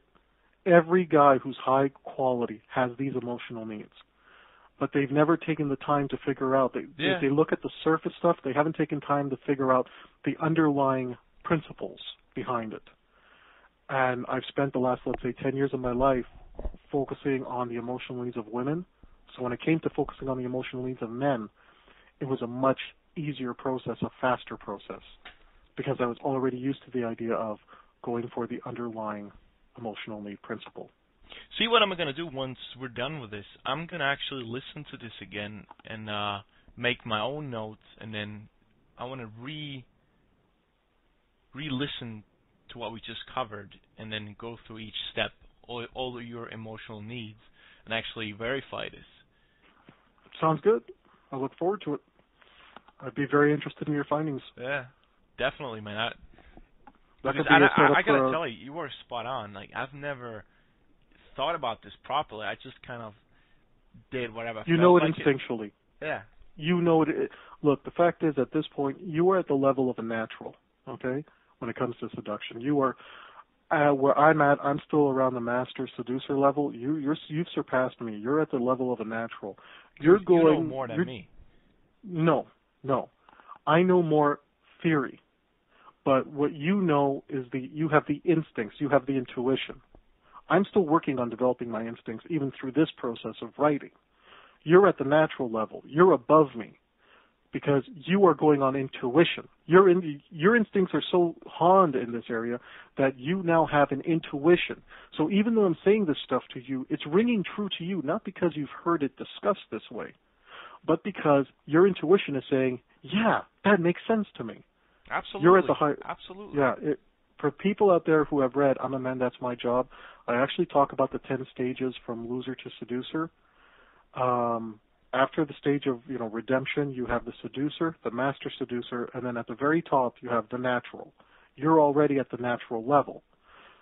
You may not have written all this stuff down, but you have an intuition to know when someone has game. You have the intuition to know when someone is right, and you have the intuition to spot a phony. I'm not at that level yet, but I should be there in about, let's say, 3 to 5 years.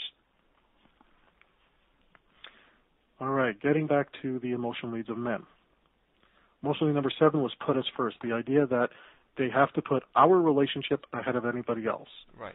It's the woman who's listening to her family, her friends, other men, other women, and then coming home and saying, you know what I saw on Oprah? I saw this. And then she goes on and on and on.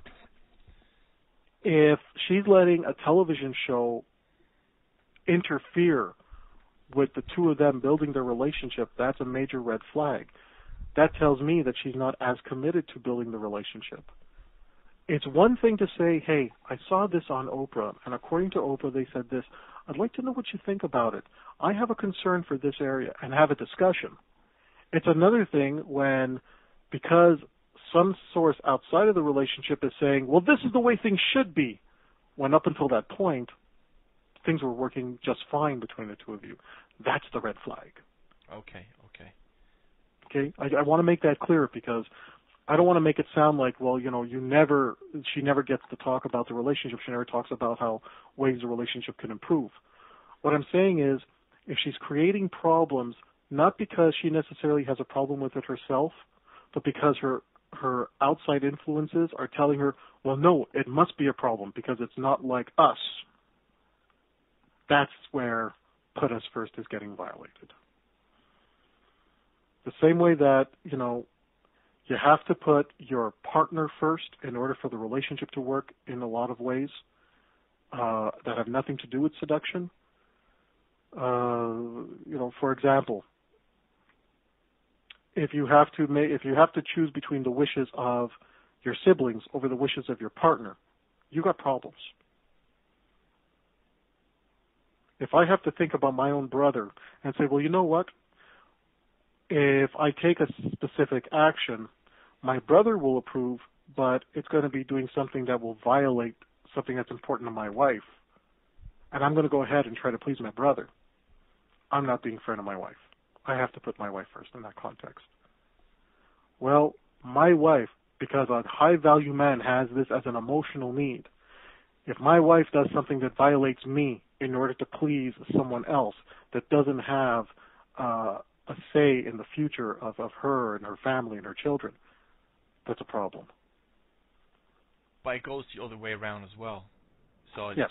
Okay. It goes the other way around as well, except that let's say I do something, to please my brother that may violate my wife. On an emotional level, even though that might be the wrong decision to make, she will still interpret that as dominance, and she will still feel attraction. I know it sounds screwed up, but we're talking here about an emotional level where we're not looking at morals or logic. On the other perspective, though, if it's her who's doing that against her man, he's not looking at it as, oh, she's doing the right thing to lead the relationship. He's saying, damn it, I've just been violated. Not only do I not want to make sex with this woman, I will never make a commitment to her. Or I might continue having sex with her, but she'll never get her commitment. Women don't have a problem to get sex. Women struggle to find commitment from the high-quality man. It is men who must struggle to get the sex first and then the commitment later from a high-quality woman. That makes sense, actually. Yep. Nice way of putting it. Yep. And you have to understand, part of the reason that you can understand it is because I know you have lived a life of not only a pickup artist, but also a seducer. You have an understanding of men-women dynamics. A low-value male might not be able to get this. I'm really enjoying listening to you, man. It's just kind of explaining things the way they are, because I've really never thought about it, and I'm just listening. Yeah, you're right. Yeah, you're right. Damn, that makes sense. Mm-hmm. One guy I was explaining this to, all of a sudden he slapped his forehead and he realized, oh my God, this explains why. Nice. He had, before he came to Canada, he had a really great relationship for something like 3 years with a woman in his home country. And it always bothered him why he never married her. Because he says, it was such a great relationship, and he started listing all the things they would do together, all the connections they had. And but for one reason or another, he could not marry her, and he never could tell her why. He could never tell himself why. When I read in these emotional needs of men, that's what clicked it for him, because he was able to spot what emotional needs she would violate, and he could never put his finger on it until this list. I'm hoping that a lot of high-value men, especially guys that, the guys in this industry that I respect, I'm hoping that it'll even help them figure out where they want to end up in their futures in terms of relationships. Because I think I've got something here that's breaking the mold. I got something here that's really giving an understanding. Yeah, you're definitely on to something, let me tell you that. All right. We got 3 more emotional needs to go here. Let's hear them. Emotional need number 8, sex. For men, sex is the emotional need. And depending on the guy and how important sex is, it can make up an entire 25% of why he would choose a woman to get married. There's a fundamental difference between men and women, okay? And if you can understand this, you'll really get a grasp for my emotional needs models. For women, the act of sex addresses all 10 of her emotional needs. That's why a woman who's getting sex and really good sex is going to tolerate a lot of stupid behaviors from their men. Because the act of sex, especially great sex, addresses all 10 of her emotional needs. For men, however, sex unto itself is an emotional need. Meaning when he has sex with a woman, he's satisfying this one emotional need, and the act of sex doesn't satisfy the rest of his emotional needs. That's why when a woman is in a sexual relationship, she has a higher probability of falling in love with the man than the man will have falling in love with her.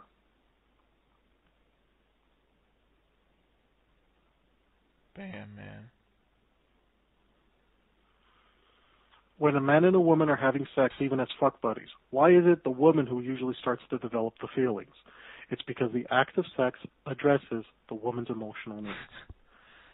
But the act of sex for a man is only this one emotional need, and it's like, oh, baby, that was great. I really like you. You're cool. And then the rest of the emotional needs aren't being addressed, but, hey, that just means he doesn't have to commit to her. But he can still continue having sex with her. Now, remember when I said at the very beginning of this that a man who adopts the emotional needs of women is seen as needy and loses attraction? Yeah. Every guy who falls in love with one of his sex buddies is falling in love with her because he has the emotional needs of a woman. Fear of abandonment, needs catering to the child in him, needs the emotional range. So when a guy comes to me and says, well, we're fuck buddies, but I've fallen in love with her, I already know, it's because you fear abandonment and you love the drama, and the drama's making the sex more intense. And I start making him realize he has the emotional needs of a woman. That's why he's falling in love with her. Because if he had the emotional needs of a high-quality man, he would see it as great sex, he would love it for great sex, but he would never be stupid enough to make a commitment to somebody just for the great sex. Man, just keep going. Just keep going. All right.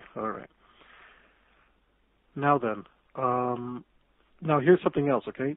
Yeah. If everything is there, if everything else on this list of these 10 emotional needs for men is there in a relationship, but the sex is not, This is why the man cannot commit at 100%, because the sex itself is part of the emotional need. I know a guy, he's somebody I don't associate with anymore, but when I did associate with him, I knew that with every previous girlfriend he's ever had, he's always been unfaithful. He would meet other women, he'd say, yeah, look, I got a girlfriend, but, I still do this, this is who I am, this is what I'm about, and he'd have ongoing affairs. He's married right now, and the key ingredient for him is that his wife right now is willing to do a particular sexual act that none of his past girlfriends were ever willing to do. That's how she got his commitment. All the other stuff was there, but the minute she was willing to perform that one particular sexual act with him, it's the first time in his life that I've known him for him to be faithful. Okay. That's the power of sex for men.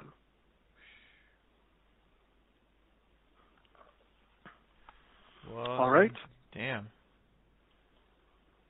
Do you have any questions so far, or do you just want me to keep going? Well, let's hear the last couple. Okay, last two. And then I got a couple questions. Perfect. All right, emotional need number 9. It's called penis identity. Men are born with balls. It is part of our identity to be a man.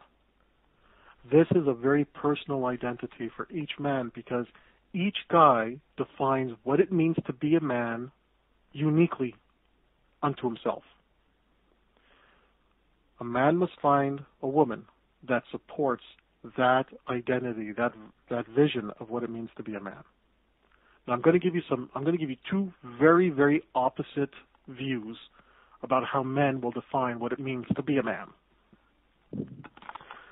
There's the man that says, honey, if it turns out that one of our 3 children is not mine, as a man, I cannot stay in this relationship. I will divorce you, I will take my 2 kids, and you are completely on your own. Because in his mind, a man would not raise a child that's not his through deceit. A different man in that exact same situation, when he finds out that one of his 3 kids is not his, will say, well, you know what? I'm a man. I made a commitment to build this family, through better or worse. This child is not guilty. This is an innocent child. This child needs to be cared for, and a man will care for a child. And so a guy might stay in that situation. Same situation. 2 different men, 2 different philosophies about what it means to be a man. Each one has a penis identity. So true, though. If you as a woman, and this is for all the women listeners out there, want to get a man to commit to you, you need to figure out what his penis identity is. How does he define what it is to be a man? And then make sure that you can address that. Let's say one guy has his identity, and again, I'll use 2 really opposite examples here, okay? Okay. One guy says, as a man, it's my job to order food for my woman. It's my job to pull out the chair for the woman. It's my job to hold the door open for a woman. Let's say that's how he defines being masculine.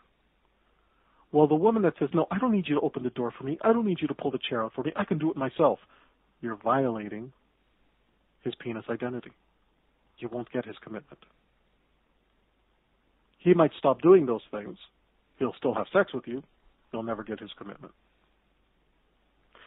Then you have the man who says, you know what, part of being a man is never to be controlling. Because in his mind, being controlling is being too needy, and part of his thing is that if I'm a man, I don't have to be controlling. So he's not going to order food for her. He's not going to pull out the chair for her, and he's not going to hold the door open for her because he says, as a man, I have to respect the fact that she's capable of doing things herself. So that same woman who turned off the first guy is going to make the second guy say, aha, wife material. But the woman who says, well, honey, I'd really like it if you open the door for me, it might trigger things in him saying, now wait a minute, you want me to open the door for you, but how is that you being, an independent woman, and so on and so forth, and he goes on and on and on. It isn't because he's mad that she's not being a quote-unquote Right. good woman. He's mad because it's affecting his own personal penis identity. He's mad because it's challenging his notion of what it means to be a man.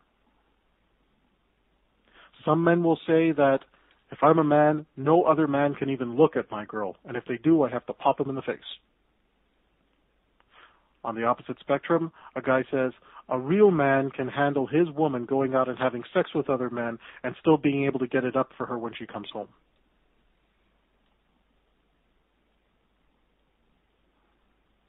Two completely different views, but each one is unique unto the man himself. That's his penis identity. So do you create that yourself, or are you born with that, or is it part of you lay down your ground rules at some point? As you're growing up, you're constantly being fed what it means to be a man, and you're getting two different views all the time. What I do when I teach guys this stuff is I say, okay, what does it mean to be a man for you? Give me, as many rules as you can think of. Being a man means what? Write it down. Some of the things you're going to realize, okay, it was just because I was brought up with this way, I've always thought of this. My job is to say, let's challenge that. Let's shake the tree. Let's see what stays, let's see what falls. Okay. When you get into development as a man, your job is to actually write down everything you believe is tied to your identity of being a man. Is a man someone who will be honest at all times?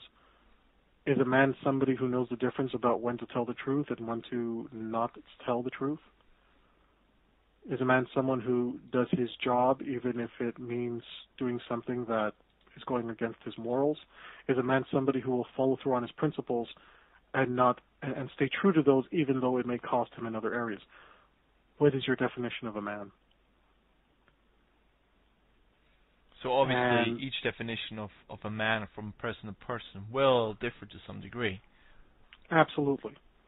And the key for every woman out there is to figure out how he defines what it is to be the man. And she has to decide for herself, well, wait a minute, if he decides that X, whatever X is, means he's being a man, can I live with a man who's going to demand that? Can I live with a man who needs to know that, in order for me to be the man, X has to happen? If she cannot perform X, if she cannot support X, the relationship long-term just won't work. Okay. If she can, she has a shot of getting his commitment.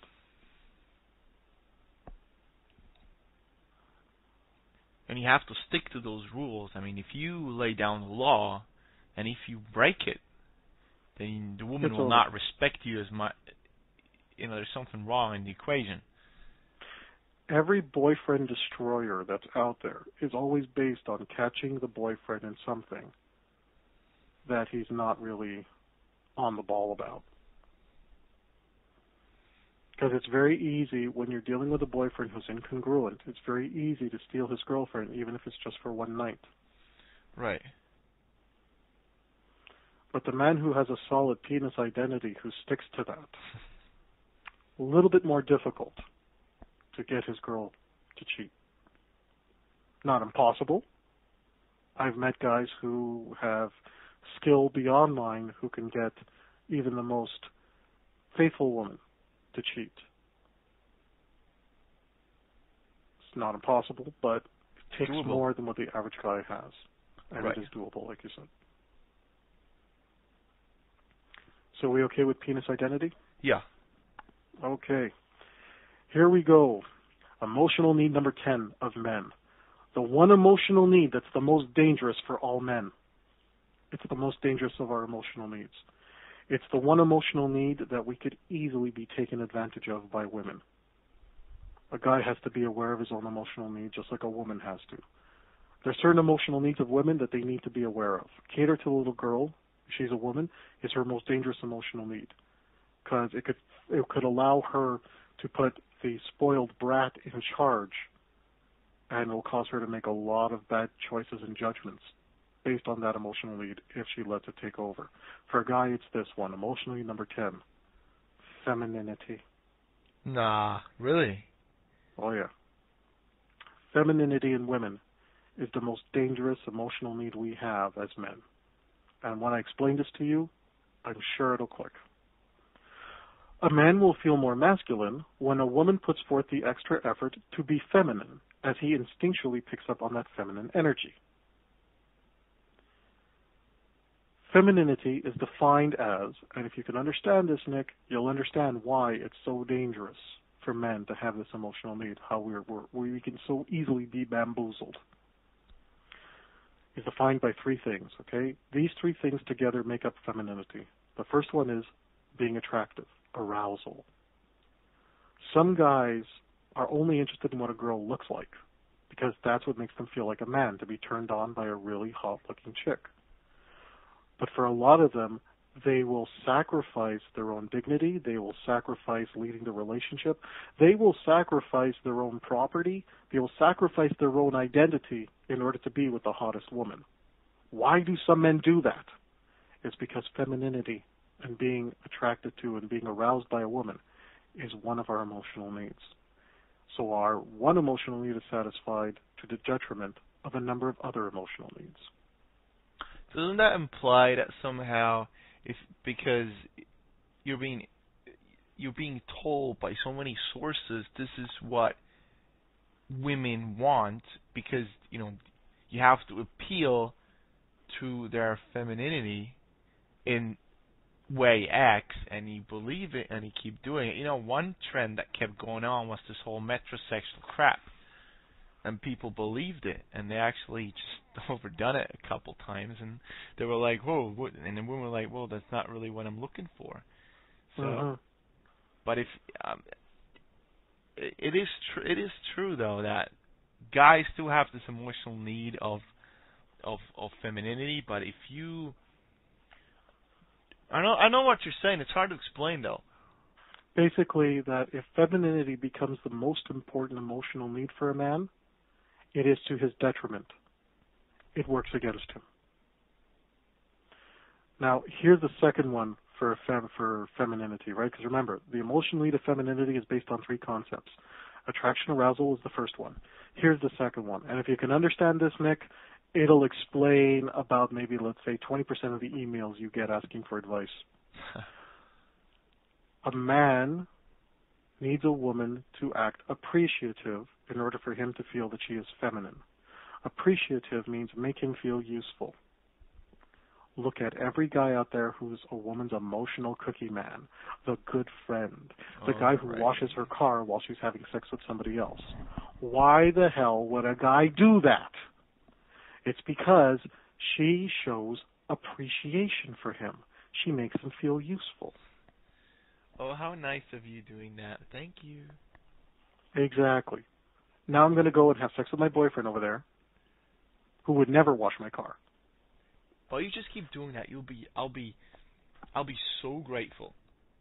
Exactly. That'll be so cool. Now, why does a guy respond to that? Because we have an emotional need to be around feminine women.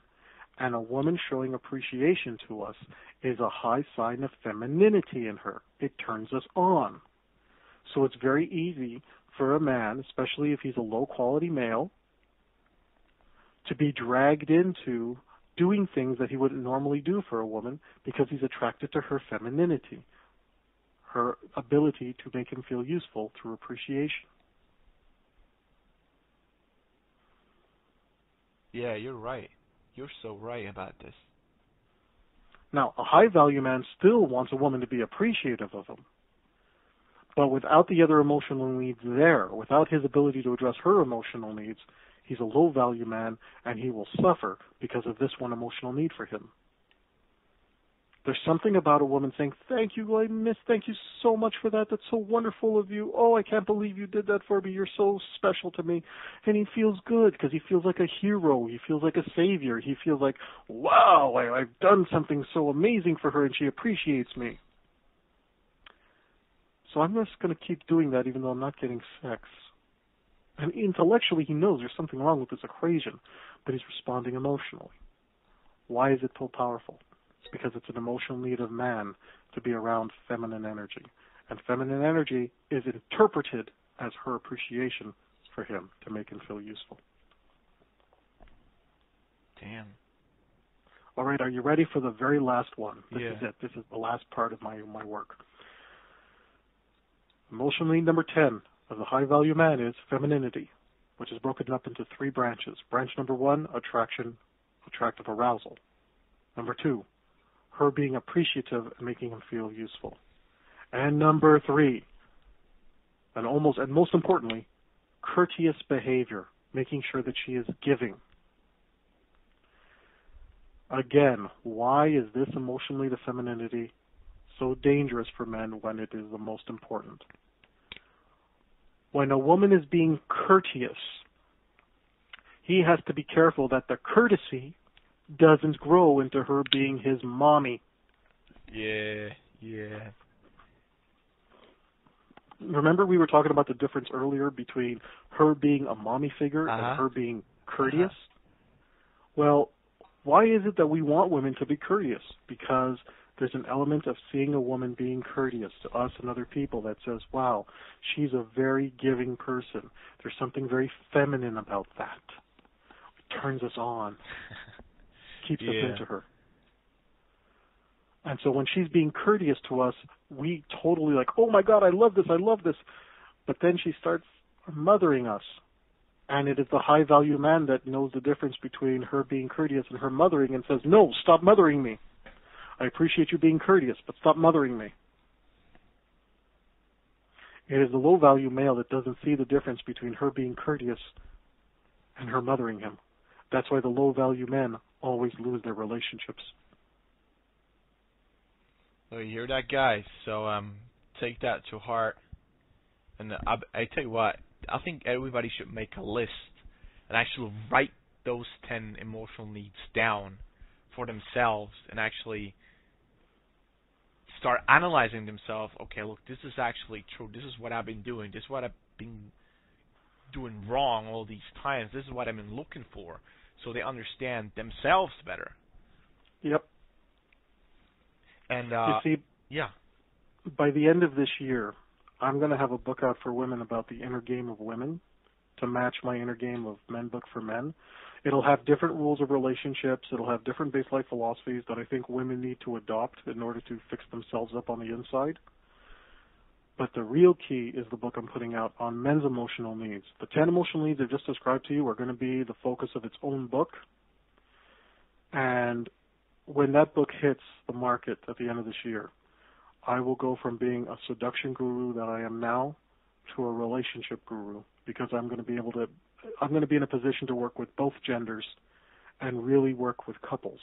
And that's my goal right now. That's where I'm taking the future of my work. That's a very smart move, though, because relationship experts are mainstream, in terms of mainstream, much more accepted than the whole evil seducer, Casanova type of guy. It's not just that, though. Really, I mean, that's part of it, obviously, but it's not just that. It's the fact that even when I was into seduction, as a seduction guru, I was never the best pickup guy. I wasn't. My theories can be applied to pickup. But my thing's always been about relationships and long-term relationships. I knew from the time when I started in seduction that I eventually wanted to get married and have an ongoing relationships. The only thing that I did that was different was that I took seduction principles and applied them to long-term relationships right from the beginning. And that's why what some of the other pickup artists are going through right now, some of the more famous ones who have also put out books and products, there's a reason that they can't find somebody to be with long-term and struggle to get married. It's because they applied seduction tactics for what it was designed for. Pick up short-term relationships. Yeah. I took it, I applied it to long-term relationships. I had a harder time at the beginning, but I am doing very well for myself now. And how do I know? Because I'm happy. I'm finding a contentment. I can honestly, Nick, I'm honestly telling you, I'm happily married, and that doesn't mean me and my wife don't have problems. The problems I'm having with my in-laws, that they've completely rejected me. You've known the struggles that I've gone through from the beginning. I still fight with my wife about things. I can still be an annoying guy, and I don't clean the bathroom as much as I should, and sometimes laundry needs to be done, and neither of us have the time, so we have to work that into our schedules. And we have to go out and get the groceries, and we have to see our friends that we haven't seen in a while. And how do we build that? How do we fix that? I have a business, she has a home business. We both go to day jobs to pay for the rent, and you know what? We have the same problems that every other couple has. In some areas, we have even bigger problems because I have no family here in Toronto. My family's all in Montreal, and her family here doesn't want to know us, at all. So it's a very lonely struggle for us. We have some really great friends, but it's not the same thing when the holidays come around and there's nobody to spend them with. So we have problems like any other couple. But despite the challenges of being in a couple and the problems we're having as a couple in all areas, just like any other couple, we work through them. We have to put in the work every day. It doesn't get easier. But I got to tell you, I'm happier in this relationship than I've been in any other relationship I've been in. And I've been in a lot of relationships and a lot of different kinds of relationships. So for me to say that's significant. Oh, yeah. Well, hey, Frank, man, again, awesome interview. And if anybody, everybody should contact you. You still have your old website, franktalks.com. Is that correct? That's it. It's going up. But actually, I'm doing an inner game seminar. At the time of this interview, I have an inner game seminar coming up at the end of March here in Toronto. It's pretty inexpensive compared to what you could find in other 3-day seminars, 12 hours a day. And I'll be drilling you on exactly the same type of information you just got in this interview. I'm a Frank Advice columnist for Swinger magazine in the United States. I'm hoping to find other magazines to license my articles to.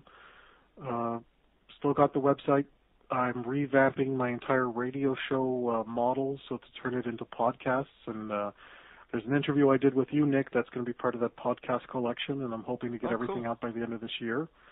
Sure. And where I want to take my work is that I got a few more seminars lined up for the rest of this year. I got a seminar coming up on open relationships, on the romantic formula for men, how to become more romantic in a way that men can understand really easily, and those books for women so that women themselves can start going after high-quality guys and not having to manipulate them by actually just changing their behaviors so that the high-quality guy can find a really great woman. Right.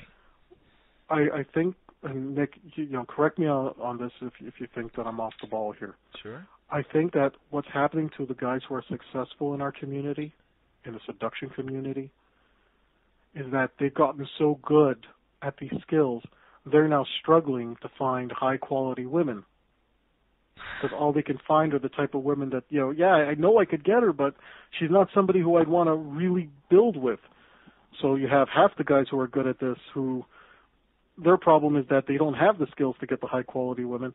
You have the other half who are so skilled that they can't find a high-quality woman to hook up with. Yeah, well, I think the solution is to go back to the roots of what has worked naturally years ago. And if you start digging too much into not the theory but start complicating things for yourself, then you're going to put up those barriers that shouldn't be there in the first place. When you keep thinking too much instead of just, fuck it, just go for it. Or that's right. All the theory in the world is good, but sometimes, man, even some of the uneducated people in the world get laid more than some of the guys who got 3 degrees. And just because they just don't theorize too much and just, they just do it. Yeah. They take action. They don't get bogged down in the theory. Yeah. If they fail, tough shit. Who cares? But they go for it. So you have to find the middle the middle ground of a healthy mix between theory, what works, to eliminate all the shitty mistakes that you could actually make, and you don't want to bang your head against the wall. Oh, I should have done that instead, and just brass balls, basically. You got it. That's pretty much it. Yep. So, well, hey, thanks a lot, man, for that interview, man. I always appreciate you coming on my show, because even I learn something new every day when I'm listening to you. I got to be honest. And, well, I think everybody's going to love that one, because, see, the first interview we did, man, you even got some email that I didn't get. And you put it on your blog, and I saw it, and I was like, wow, that's pretty cool. Yeah, somebody who purchased the first interview on your showcase where you interviewed me, wrote me a review about the interview and how much they liked it. And I just figured you would already have gotten it. So, no, I didn't. That's why I was like, damn. Well, it's up on my blog. You've seen it, so you can copy it and use it. Oh, your blog is frankadviceblog.com. That's right, the frankadviceblog.com. And because, again, a lot of what I'm doing is giving out frank advice. And I'm hoping that by the time next year comes around, I'll actually have an online board dedicated to just giving frank advice, trying to help couples and relationships. So that's, again, lots to do this year, and lots to do next year. Cool, man. Cool. Well, hey, thanks a lot for coming on my show again. And, well, I think we need to book you in the near future again, because once you have all your stuff ready, and then keep us updated what you got and your new theories and stuff, because, hey, you're one of my top guests on my show. Dude, anytime you call, I'll be there. Well, thanks, buddy. I really appreciate it. All right, thank you. This has been a really great interview, and I hope to be able to get a copy of it for myself pretty soon. Need help with love, sex, dating and relationships? Visit franktalks.com.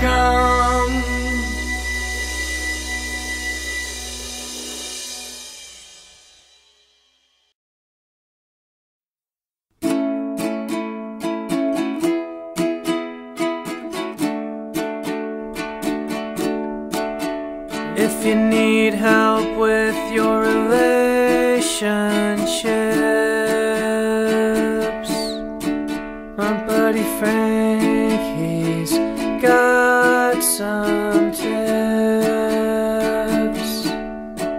Just go to franktalks.com. His advice is better than your mom's. He knows what you're going through, Frank has been there too. So log on to franktalks.com. franktalks.com.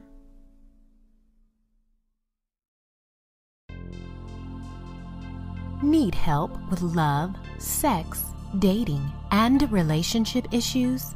Help from Frank Kermit, the best-selling author and Canada's most international relationship coach, is only a click away at franktalks.com. Coaching available in person, by phone, and by Skype.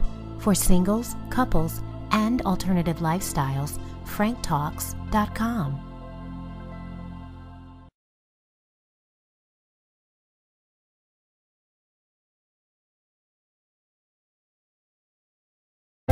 Need help with love, sex, dating, or relationship issues? Help from Frank Kermit, the best-selling author and Canada's most international relationship coach, is only a click away at franktalks.com. What do you do when you feel like a fool? When your heart has been broken again? Pick up the phone or get onto Skype and talk on a private session. Yeah, get a little help from Frank Talks. Whoa, whoa, get by with a little help from Frank Talks. You gotta try a little help from Frank Talks.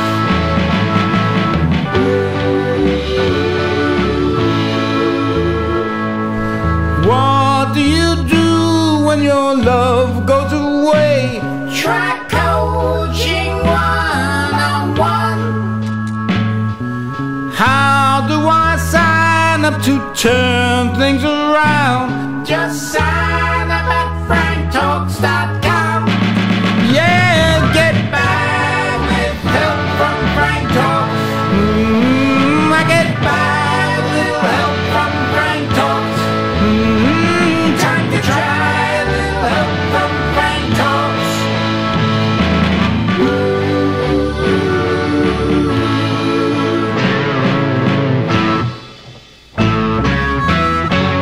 Does it cost a lot of money? It's the best rate going around. Could it cost a lot of money? Oh, it's worth every cent that you will put down. Yeah, franktalks.com. Oh, you got to go to get your help from franktalks.com. Yeah, yeah. Would you believe that Frank gets results? Yes, we're certain. Just read the reviews. Frank knows his stuff, and Frank's got the goods. Good love can soon come to you.